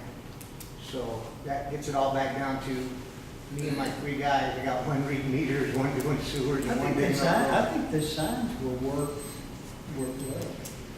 We just got it, we'll get them and we'll start. They'll work well with most people. You got the chief. Chief, you got something to add? Yeah, I was gonna mention, using on, you got 2 different things here. You got Chief, why don't state, you come up, you got a report to make. on this. you got state routes, and you got regular city streets. And during our city streets, we can probably use the prisoners, like you said, to hold flags and stuff on the city streets. But when we start using like 113, 78, 278, 78, then it becomes a state thing, a DOT thing. That's why you want to have the police involved more than anything. You don't want to have prisoners out there dealing with the state routes. So when we do state routes and we have emergency to do, we don't mind trying to get together, get a police officer out there to help direct traffic or whatever temporarily versus a city street like Lakeview, Old River Road, because we can easily cut either one of them down. We don't have to notify the state of anything. But when we start touching 78, 113, we have to notify them, and then you want to have police out there. And Chief, me and Chief talked about this, and we're coordinating, our coordination's much better than it has been in the past, so we're definitely. But I think the speed bump spoke of would be really helpful in making them slow down. And that's, people don't voluntarily slow down. You gotta. No, they're not going to. I was amazed. They're working on that narrow lane. I can get home. Chief, can we double fund them if they're working out there and they're our employees? There it is, the judge usually does that, that's what's going on with I-20 out here. When they get caught for speeding, he said not only in the construction zone, if you see the sign, the yellow orange ones that says fines will increase, well, the same thing applies to these back roads. We don't have to post one saying it increased, but the judge automatically said, was this a work zone? Was it visible drones out there? Was a man in a vest out there? Then he'll increase the fine. You know, one of the things I've seen in other areas, it's probably not something that we can afford. They have portable red lights. If they put it one end and the other. And they switch. And they switch, and that works great, but it's no telling how expensive. Still that guy's gonna get that green light fly through there. Yeah, well, that's possible. But, I don't think they work, and we probably don't have anything that major. That's when they're putting sewer lines. See how much the market, that would be nice. I don't think they're going to do anything with that person with that kind of flagrant disregard for the safety of others. But I think that it does help if we got that out there with a warning a little bit ahead of time, and be more aware of heavily traveled streets. Not every street, I think, would require all of that. I think just to be right, we would do it. On all of them. Start establishing an SOP now. That way it carries over and it becomes ingrained in the process. Once again, there was no criticism of any of our workers. They were doing what they were paid to do. There are 2 questions. Do we not have any signs that says construction ahead or men working or? No, we have very few signs of anything. We have a couple old signs that say, slow down. We have a couple signs where we can stop and block the whole road, We have a few signs here and there, but in order to establish the length and the distance that you want between the work area to give the people to notice that something's going on, we need more. We don't have any orange barrels. Oh yeah, we got orange barrels, but, it says specifically, tell them what you want them to do. Say slow down, say men working, so they get an idea of what's going on as they're approaching it. And use them orange barrels in between these signs, so it starts giving that color change. So that hopefully they're paying attention to it. And my other question is, do you fasten down the temporary speed breakers or are they designed to just lay there and let you go? They're just designed to lay there. You don't pound them into the hole, you don't pound them into concrete or anything like that. And hopefully people are not going so fast that it don't make them move. I mean, if you're going fast enough, that speed breaker will move, but it's just like when you hit a squirrel on the road, it ain't going anywhere. So come complain, I love you, you need to take your out back, you're going to be putting my speed breaker. But I'm sure there's different kinds. So I gotta do the right research on that. I just got the idea today, that, hey, you have speed breakers, you can do something like that. That the chief said, I took those spikes. I think that would be a great idea. I don't think one of the things the prisoners can do, they can throw the spikes up the street. I'll tell you one thing, we need to just limit the space. One of the problems I've seen too with Lakeview, even with the equipment that we have, is when you allow the whole road, which they had, that's when they're gonna zoom. But when you narrow it off like they're doing this construction out here on I-20, Right. you gonna go slow in them barrels is just where you can get through them. So I think if we don't get the speed breakers or something like that, we still can just narrow the barrels off. In other words, we need to get more barrels and some barrels that got lights on them. For when we do have holes, we can put them on the side of the road to let people know there's something there. But I think if we narrow the roads down versus closing it, that'll help us out a lot too. Right, and about that hole in the road that got left open that night, Chief, Yeah. I made it a policy for all our people, never leave the hole open. If you have to redig it tomorrow, we'll redig it out tomorrow, but you're not gonna leave it open overnight. Yeah, we need to come up with something. We really don't need that to happen. Yeah, that won't happen again. Any other questions? Officer? I guess, Chief, did you have anything else? No, sir. I was here in case something else came up. So we're just gonna give you a report on what we're looking at doing and everything better in the future. That's good. That's appreciated. Yeah. Anything else? Number 2, update staff report concerning the unpaved section of Rocky D Road and the accident property owners. This is same song, different verse. We just kind of go around and around, just to bring you up to date.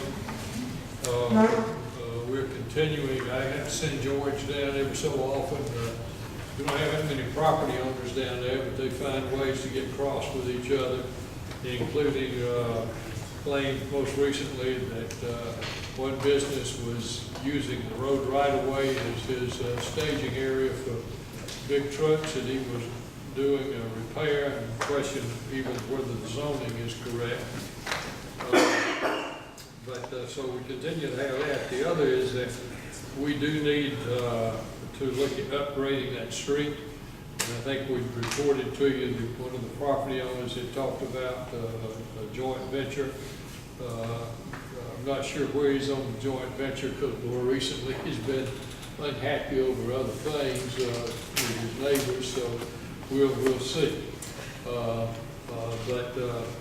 As soon as we see what concrete might be done in terms of paved curb and gutter, we'll be back with you. The other, and it may be something we need the city attorney's office to get involved in, is that as George and I, we've had contact recently with on the property owners. Is question has come up now: who actually, whose road is the dirt section of Rocky D? And if you look at my opinion is it's ours, because it's a dirt road, but it's been open to the public for several years. But if you look at the public, if you look at the private investment there, and potential tax dollars with the industries there that might still go in, we probably need to have more control over that street, and maybe we see on the books, but maybe we actually have it because of public use. And if y'all are interested in that, if we could ask, we can provide some information to the city attorney's office and try to determine, do we have what we need in terms of that our legal title possession to that section from Rocky D, from the time you cross Villarosa till you get around where the fence is.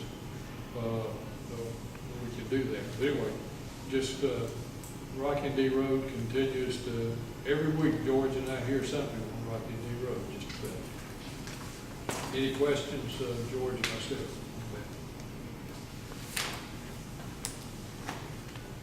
Okay, no questions. Number 3, report of the City of Temple 2017 water loss audit prepared by consultant engineer Howard Ray. Mr. Austin.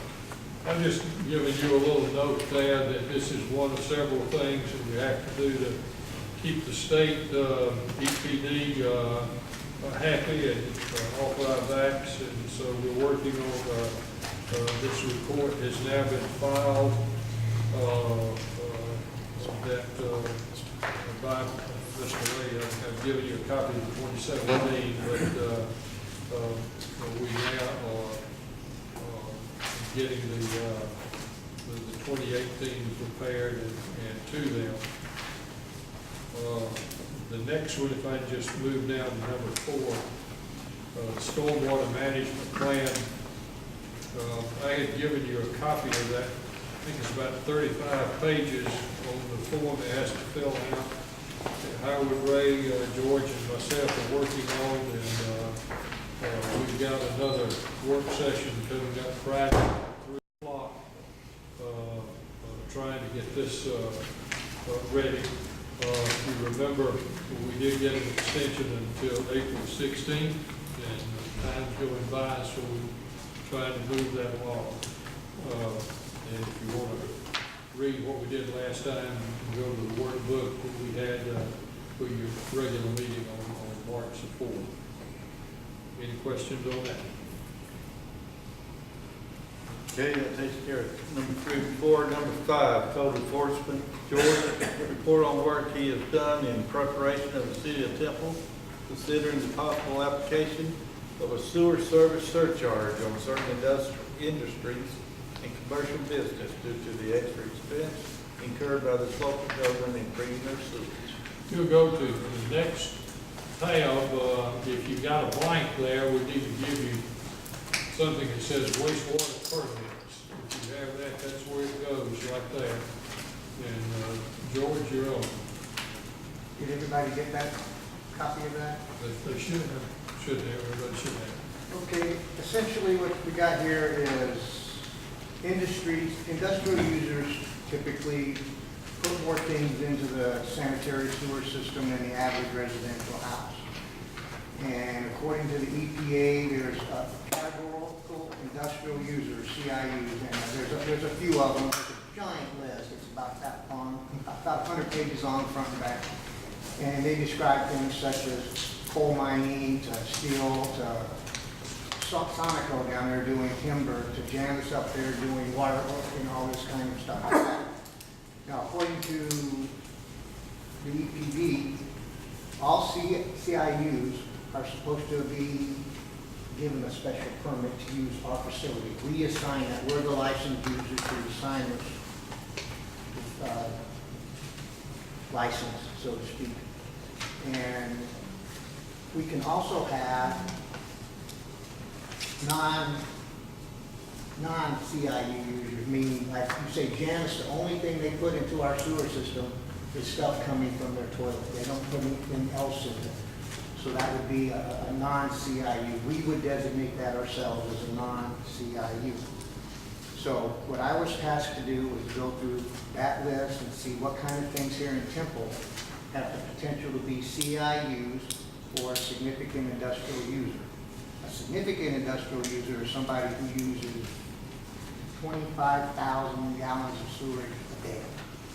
So that would be a CIU, and I would mention the truck stops might do something like that. And so that would be another permitting thing we could permit them on or not. According to our code, we have status, we have outline how we test. Okay, we had a steel industry and we felt they were putting ammonium into our water. We would require them to prove that they didn't do it. You know, you go out there, you test it, you give it to us, and if you are doing it, we then require them to pre-treat. And then, because of the extra taxation on our sewer system, we would charge them a surcharge. And that's a surcharge that has to be determined by us. Additionally, we have like the auto washes. They pre-treat their stuff. The auto wash up here at Alex's and the little auto wash down there, they recycle their water, stir it, filter it out, and use it again. So that's an example of pre-treatment. Laundromats is an example of somebody who doesn't pre-treat. They use all that phosphorus coming out of there and then shoot it down to our system. So that's using the system more than somebody else, like a resident would use it. So we could theoretically put a surcharge on that. And all of this comes up under our ordinance, and we can effectively limit the stuff going into our sewer system by inspections, which leads us to the stuff, the equipment we need to do the inspections. And I put them all into the capital budget under the codes line last year. So I think, in a nutshell, that explains it a lot better in that picture. What we could do about the sewer surcharges for industry in Temple. If I explain that. How many, or do you know how many people actually report to EPD what type of surcharge they have? That one I didn't, it's an in-licensed person. I don't think that's one of the things they have to report to EPD. EPD tells us this is the stuff that you can do, significant industrial users and categorical industrial users. The manual that I read didn't say any kind of reporting to EPD because of that. So they have to give a report to EPD. Okay, I didn't see anything like that, so I guess I'm just gonna have to read that whole thing again. No, what I would do, and we kind of talked about this one time before, I'd actually call the waste division there with EPD, sewer surcharge division of EPD. Got some good people there. Find out who is the district representative here and let him come here to Temple and meet with you, George. So you'd have the opportunity to talk to him about what's going on, what's permitted, what's not, who's involved, your waste system operator. Get a lot of background information there because we can't start the process till we know who our users are.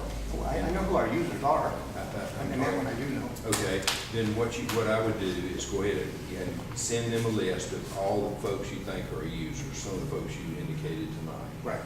And then I'd put that list together, and then let EPD tell you what they will be able to give you some educational help on.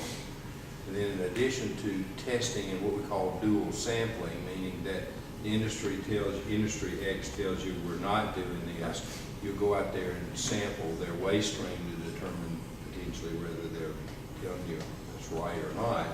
But there's a second phase to this, and I think y'all need to have an understanding of this. When I first started representing Temple, I told you that's one of the main things we had to work on, is that we might have somebody who's using 20% of our sewer capacity and paying us, pick a number, $500 a month or something, when it takes us in operation cost 20% of whatever our expenses are to take care of their waste. And I'm not saying we have users that big, but we've got to know that. We got a 2% person, a 1% person, a 5% person, or whatever. And so George has identified everybody, and then phase 2 is, because you've got limited staff, George needs to ask EPD about contract help. So you could get somebody out here. George is not going to be able to do all this himself, but if he could get somebody here who is his contract helper, who does this kind of stuff, who does all your sampling, knows all the rules and regulations, will be able to determine that. And then what needs to happen before we even try to implement anything is we actually would have a memo that would be sent to you that tells you, here's what we found out, and here's what we think is happening. And then that memo would first of all identify, George thinks he knows who everybody is, me may, but let's identify everybody. Let's also identify what they're putting in there, the volumetric amount that they're putting in there, and whatever else we need, so we will know how to implement a fair program of accomplishing the surcharge. And so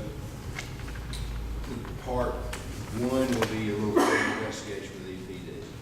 And then part 2 is to let Bill and George, or whoever else you want to, interview potential candidates for contract employment.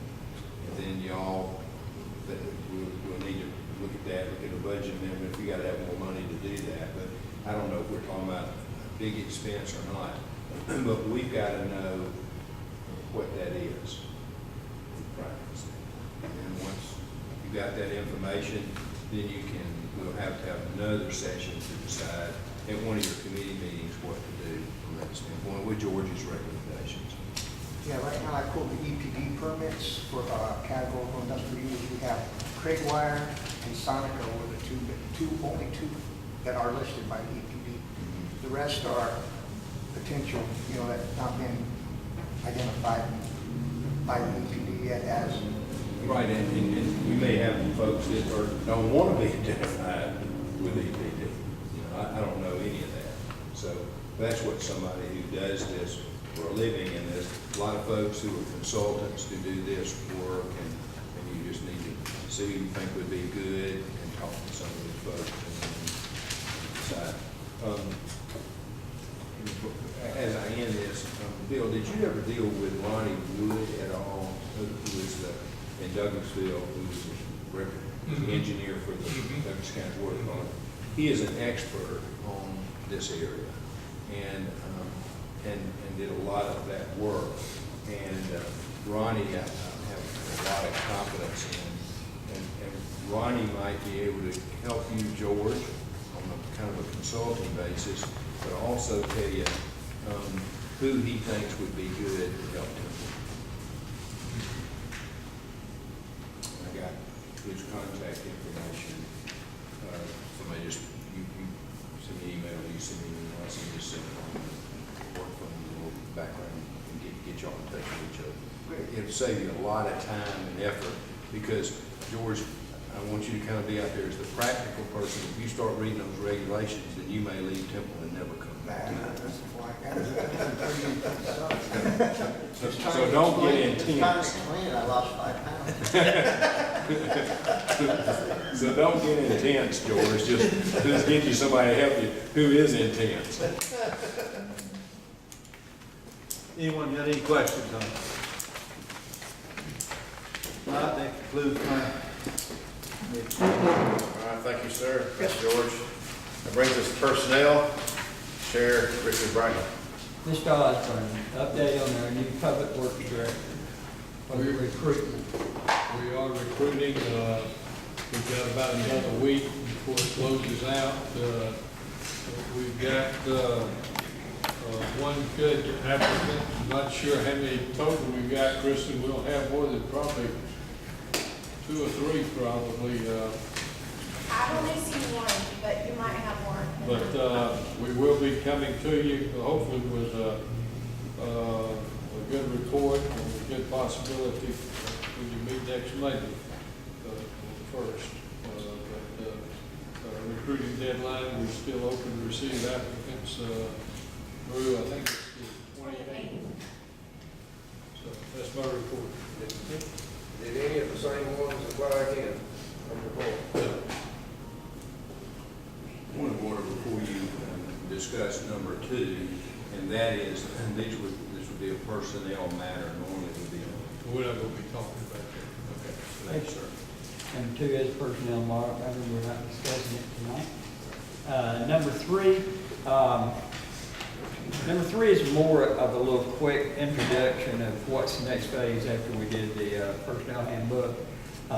Is to develop the ordinance that goes with the implementation, current pay, classification, pay, and possibility of updating. Howard and I have copies of all of this.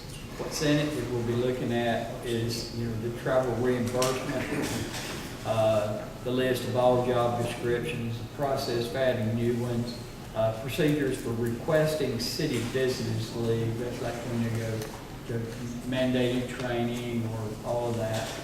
A review of the pay scale to make sure we're in line. Procedure for changing current job descriptions. Review forms for reimbursement. And all of those, as soon as we kind of get into this, we'll have them to you. But right now, it's just the opening phase of that. I do have one question, Mr. Attorney. In where we put the information about people being reimbursed for their travel, it's kind of in limbo right now. Do we need to do anything to kind of make sure that that's appropriate? Because the new handbook, the new employee handbook doesn't have, it's not addressed there because we're addressing it in this document. Do we need to make some kind of statement to continue to reimburse at the government approved rate? I wasn't aware it was Not in there. handbook, so it needs to be done. Right, we're putting it in here, but I'm talking about we got a long time between people who are doing it, not having it in writing. Is there any problem? I mean, are they going to have any of these employees that's going for training, or are they going to have any trouble getting reimbursed for mileage and meals? Let me be sure I understand. What you're saying is it is included in the new personnel. It's going to be included in this, the policies and procedures. I think there's something in the personnel policy. We couldn't find it. Let me look at that again, travel reimbursement. But if it's not, is there a problem or anything we can do to stop that, so we can get it in this policy? The only thing you can do is put on as an agenda item for Monday night's meeting is to approve pending, however you do this with personal policy, make plan classification, that they would be reimbursed for travel expenses by the city administrator, subject to the federal rate. We just wanted to make sure that it didn't interfere with anyone who is, already approved to go, that kind of thing, okay? So that's kind of it, but you're hearing more and more of that, and asking for your input, and as we get. Any questions? And number 4 dealt with there, so unless people have questions, that takes care of personnel issues. All right. Next is public safety, chaired by Howard Walker. Thank you, sir. Item number 1, report that the city of Temple once again is ranked among Georgia's 50 safest cities according to SafePass. Chief Lee, we're glad to hear that, sir. Appreciate it. About the public, ranking number 45. Sir, you asked me about that? No. Yeah, you're gonna give us a report on the ranking. Yeah, well, we ranked number 45, 45th out of 50, which is almost 600, which is outstanding. And I talked with reporters today, and she verified it too as well. No one in Carroll County has been ranked. Douglas, Harrison, Coweta, and those surrounding counties, this is the first time, and we did it 3 times in a row. So it's something really to be proud of in the city. Yeah, this morning I understood you say you thought it was number 50, but it is. Yeah, I thought it was, what happened when I got half partial of the email, I just saw 50 on it, and then I just went around with it again until the mayor brought it to my attention this morning. So it's better than Yeah. you originally thought. Yeah, even if it was 50, I was still a good thing. You're talking still 500 plus more municipalities. The year that 1 in 50 it's going to fluctuate like that. So It was at 45. the first time we got it in 16 was ranked number 40. And then we got it in 2017 was 46. And now we're 2018 at 45. We went down 1 notch. Wonderful. Yes. Congratulations. Thanks. Okay. Any questions for the chief on the rankings?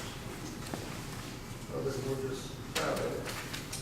Item number 2, report on the Carroll County Public Safety Memorial Park project and possible participation by the city of Temple. Chief Lee.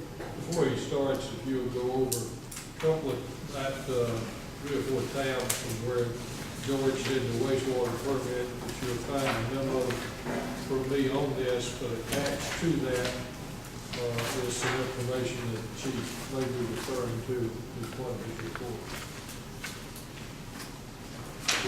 Yeah, well, they started this memorial thing last year in Carroll County, and they want everybody to be a part of it. And it's a memorial for fallen officers, soldiers, and everything like that. And they're going to be engraved in a special site that's going to be located next door to the sheriff's office and near the DFAX area, that whole open space there. They designated that area there. It's a project that's going to cost them $300,000. And $300,000, they went to the larger agencies, they're getting at least $25,000, $30,000 contributions toward this, and to the smaller agencies such as Temple, Whitesburg, Mount Zion, Bowling, and whatever, they asking for $5,000. So whatever we can give. So I would like to present this. I present this to Mr. Osmond and pass this over to you guys to see if we can come up with a donation, because I'd like us to be a part of that, because they're gonna, when they finish this monument, it's gonna have everybody that, you know, pretty much contribute to it. And I hate to be one left off of it. And it's gonna be from the city of Temple, not the police department. Will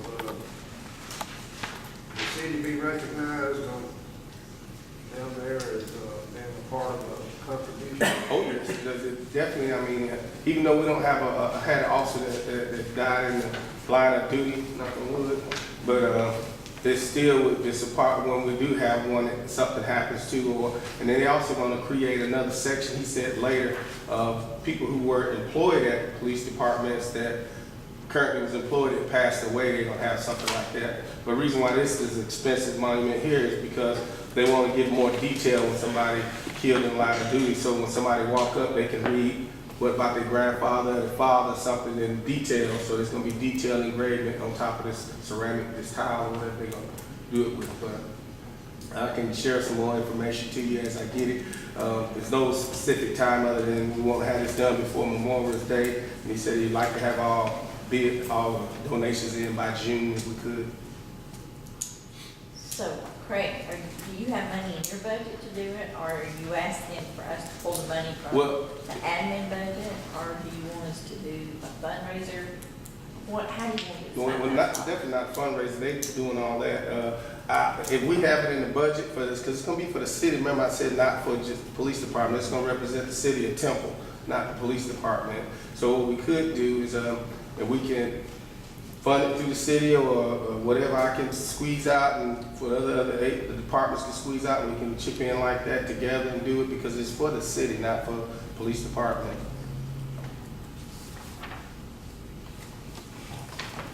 In our memo, it says the cost of the project's $150,000, $300,000. 300 is the overall thing, but they asking for each city to give $5,000 if they can. And the bigger cities like Carrollton PD, I think they already produced 25,000 or something. Villa Rica produced 20,000, but we don't have the funding that they have, so they went to the small agencies and said, we'll take 5,000, whatever you can give. So I just said it at $5,000, but whatever we can give would be good too, because I'm quite sure, I know Mount Zion is struggling, and Whitesburg definitely is, so who knows, they might come up with it. I don't know, but I just don't want to be left out as a city. You know, we got something here, a monument here, and they ain't showing what Temple contribute anything to it. And then still, he did say this, he said even if a city didn't have the money and something was to happen, that thing still would be engraved on it. Chief may have some information other than what he gave me the other day. It says estimated cost of the project $150,000. $150,000. It's another one. Well, the $300,000, I might be off the. That's what he wanted to raise up to $150,000. But the whole total project, he said, costed $300,000. But he's asking these cities to come up with the $150,000 Donations. Yeah. Do we have that available? We would have it in the general fund, we would not have it in the police department, and like Chief Lee said, I mean, if they want, each department wants to give so much, they might have that in their budget to come out with. But it's not only in the police department, we would either have to pull it from budget, so it would have to come from the general fund. It's not in the budget whatsoever. Right. So are you suggesting that we do? What's the committee suggesting? The committee is suggesting if you vote that you want to do this, then we'll find the money. I can squeeze out, I can squeeze out probably something. I look over my budget and squeeze out not half, but almost half of it. But, you know, it'd be nice for her city itself to come in and do this. So then I suggest we vote on this on Monday night. If it says to go, we'll just go from there. Well, in the meantime, maybe Ken can figure out Right. what part of the budget it could come from. Ken and Mr. Osborne together with the general admin budget, we got. Maybe with admin. Okay. All right. Any other questions for the chief on that particular item? anything you want to add to that, Chief? No, sir. All right, item number 3, report on the renewal of the City of Temple's inmate agreement with Carroll County for the services of an inmate crew for cleaning and maintenance services. Mr. Osborne. I'm going to pass to the chief on that. Yeah, I spoke with Carroll County officials today, which is Deputy Chief Robinson, and he told me that we understood that we don't have a contract, but he said everything is good, don't worry about it, we're gonna keep this thing rolling. He said there ain't nothing gonna change. So the money, whatever we told them we was paying them, that's what we continue on to do. I don't think they want to do any kind of contract, but they still, he said that it's guaranteed that they're gonna keep doing it. That's what he told me today. I talked to him, I guess, around 2 o'clock, 1:30. So we have had one for 2 years. So it's going to- Mr. Osborne, does that money come out of the general fund contract? Is that where we pay the inmates from? I'd have to, can it be the same place, because we've been doing this for the last few years, wherever we've been taking the money. No, sir, no. Nothing works. It may be, I'll have an answer for you Monday night, I just don't remember where we got it. Well, they work all over, so it could be. Come out of all of them, I imagine. And I'm trying to think, we may, and that may be it, we may. It comes out of public Other works. funds. Comes out of public works. Public Works. That's my first thought. Okay. And it comes out of both funds. In Public Works, some's out of the water fund and some's out of the general. Well, let them know we do appreciate their service. Yeah, I did tell him that, because he said he didn't even think nothing about it. He said, I thought everything was good. You got a problem? I said, no, sir. We just want to know we still can continue on with the service that we had. He said, oh, yeah. He said, we're not going to stop it. And we appreciate them supplying 6 inmates. Yes. At one time, they were backing off, like 4 years ago, but they're doing a good job. I will pass that on. All right, any other questions? Comments? All right. Thank you, Sheriff. That's it. Reports. Mr. Mayor, then we'll conclude the public safety report. Oh, you got he's got his stats. Oh, that's fine. I thought they was, I sent them over today, but anyway, y'all didn't get in? Yeah, did you send them to me or Kristen? She bought them over today around noon. Oh, well, maybe that was the senior. Yeah.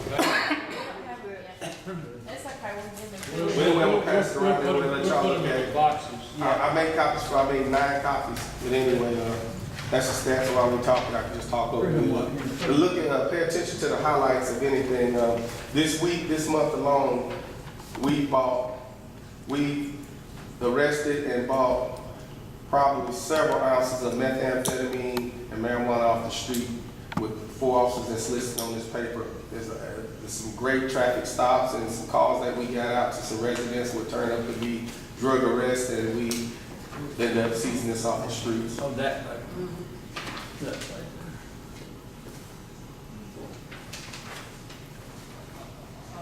And we will put copies of that in the box. That's a lot of drugs in 1 month. Look at the rest on there. I mean, these officers are doing a great job. We hadn't had any candy yet that showed up that was drugs like Holland has, have we? They're probably scared to bring the temple down. Well, let's hope so. Let's hope so. People talk about the traffic and all the enforcement we done, but there's 2 things you gotta keep in mind.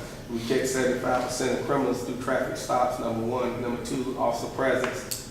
With the officers around stopping cars, it makes the criminal less likely to want to do anything because they don't know if you're gonna get stopped.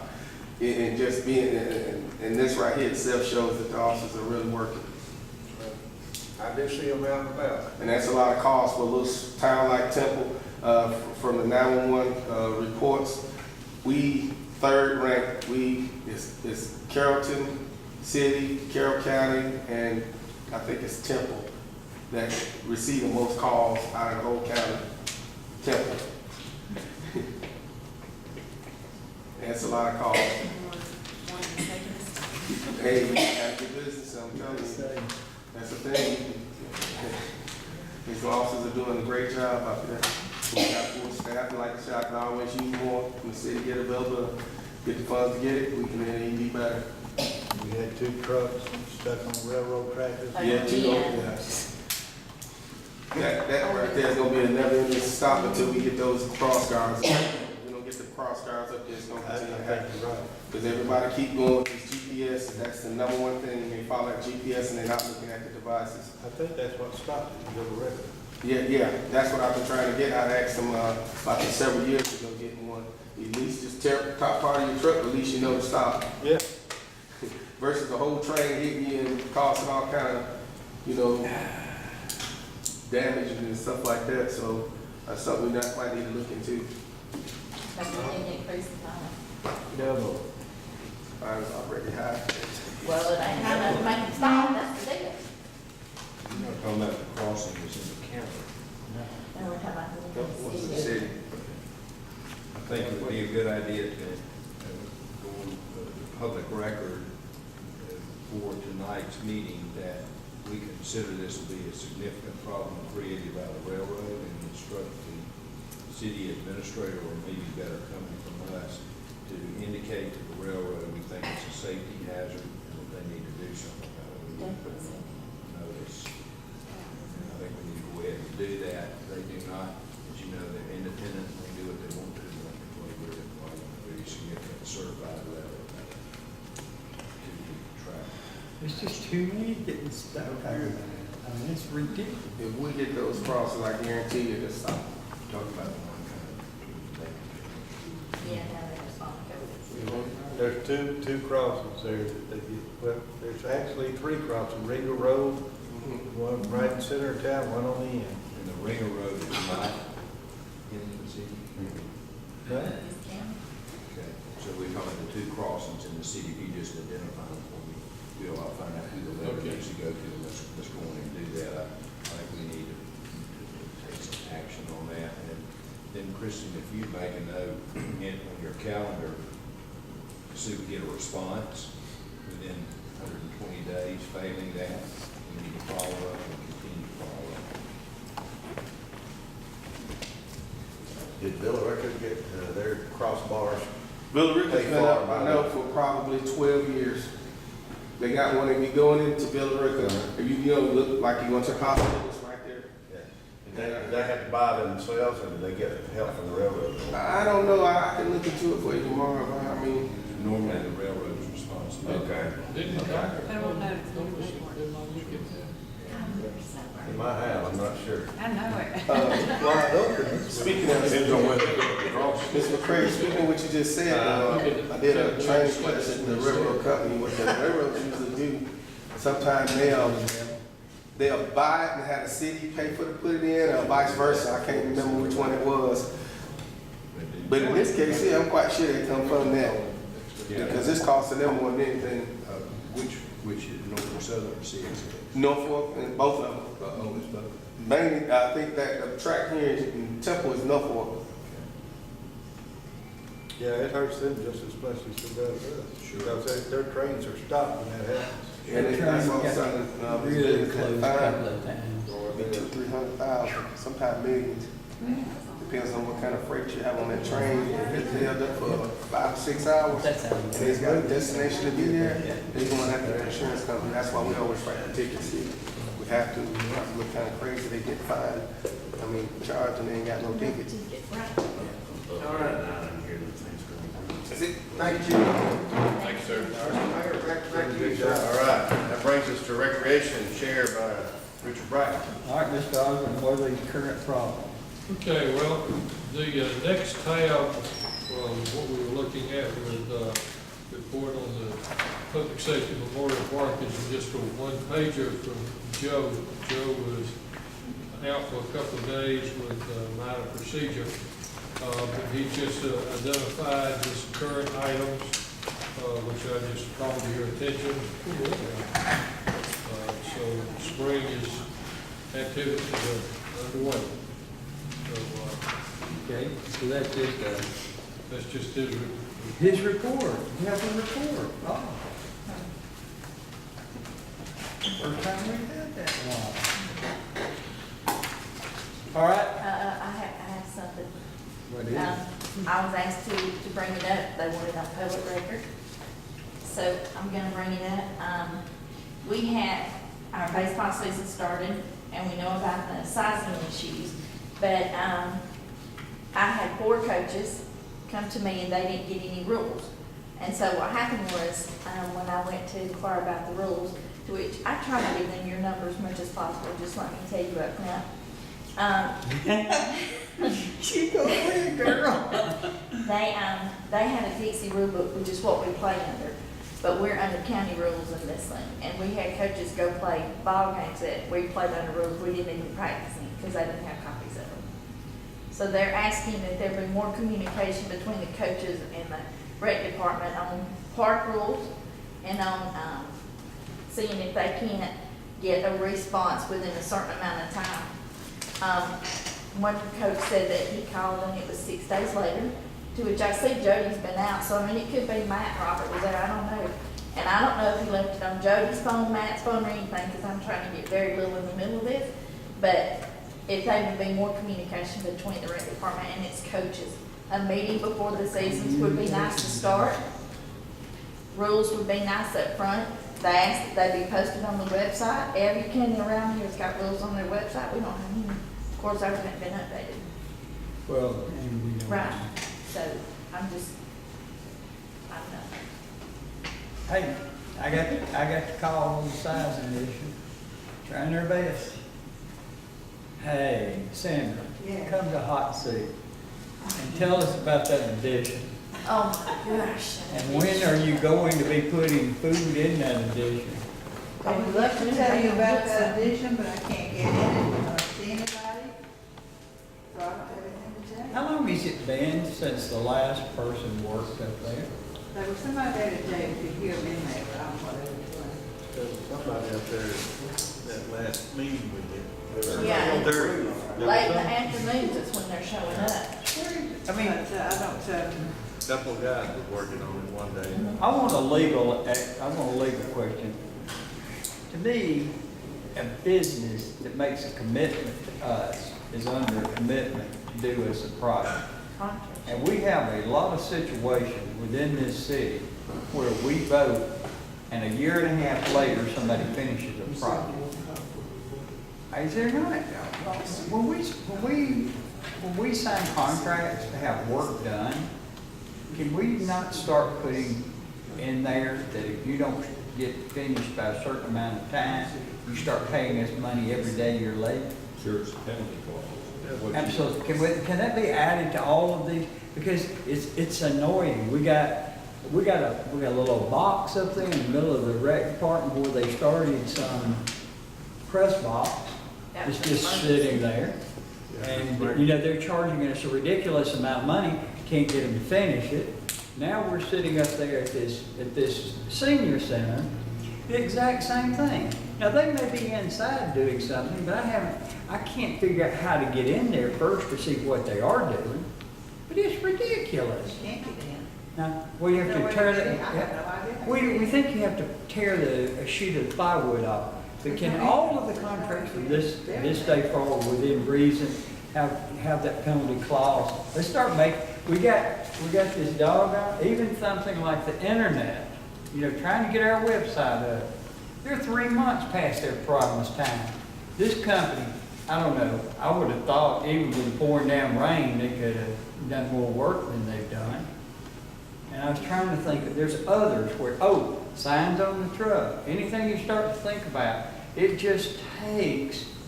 I've never in my life been involved in anything that takes as long from the start to the completion.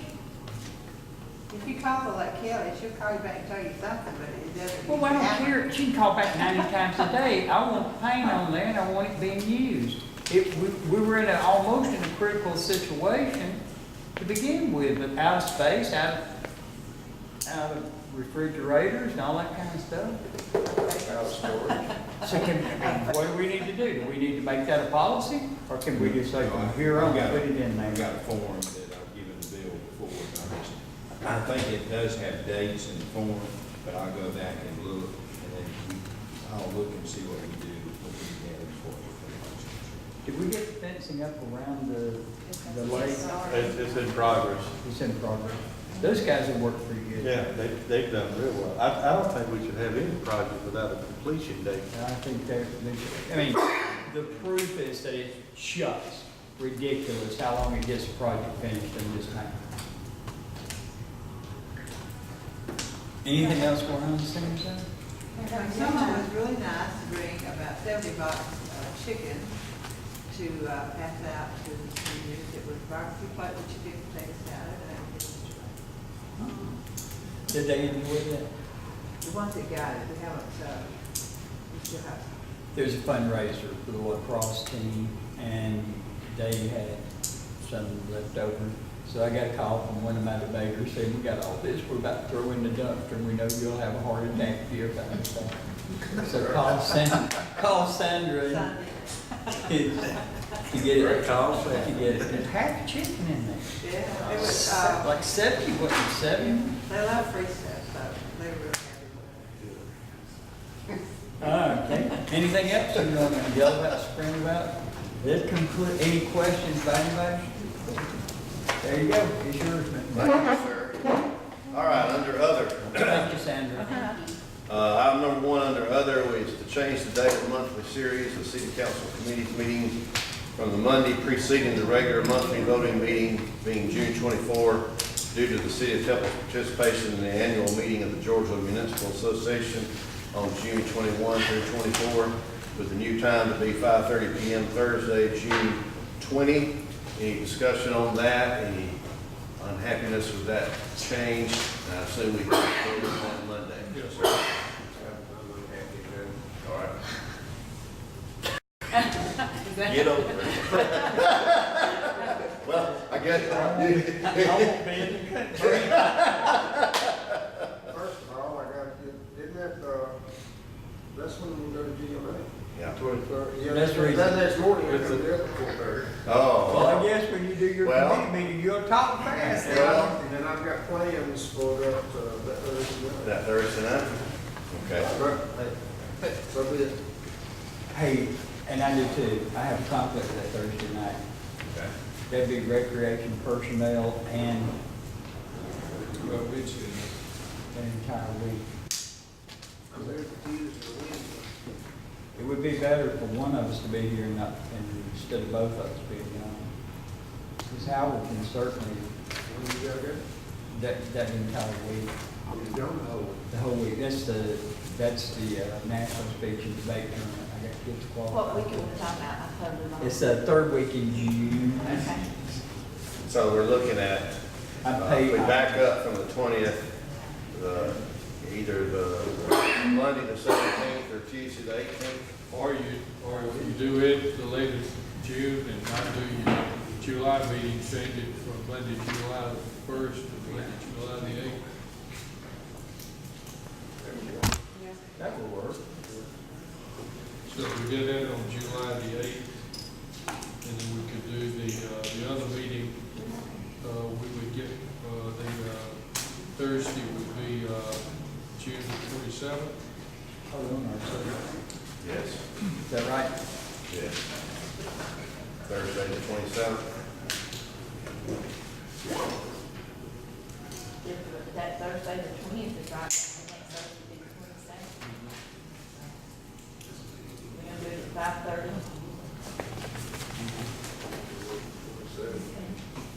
Should be fine. I didn't mean to throw a monkey wrench in there. Well, I was gonna say the same thing too.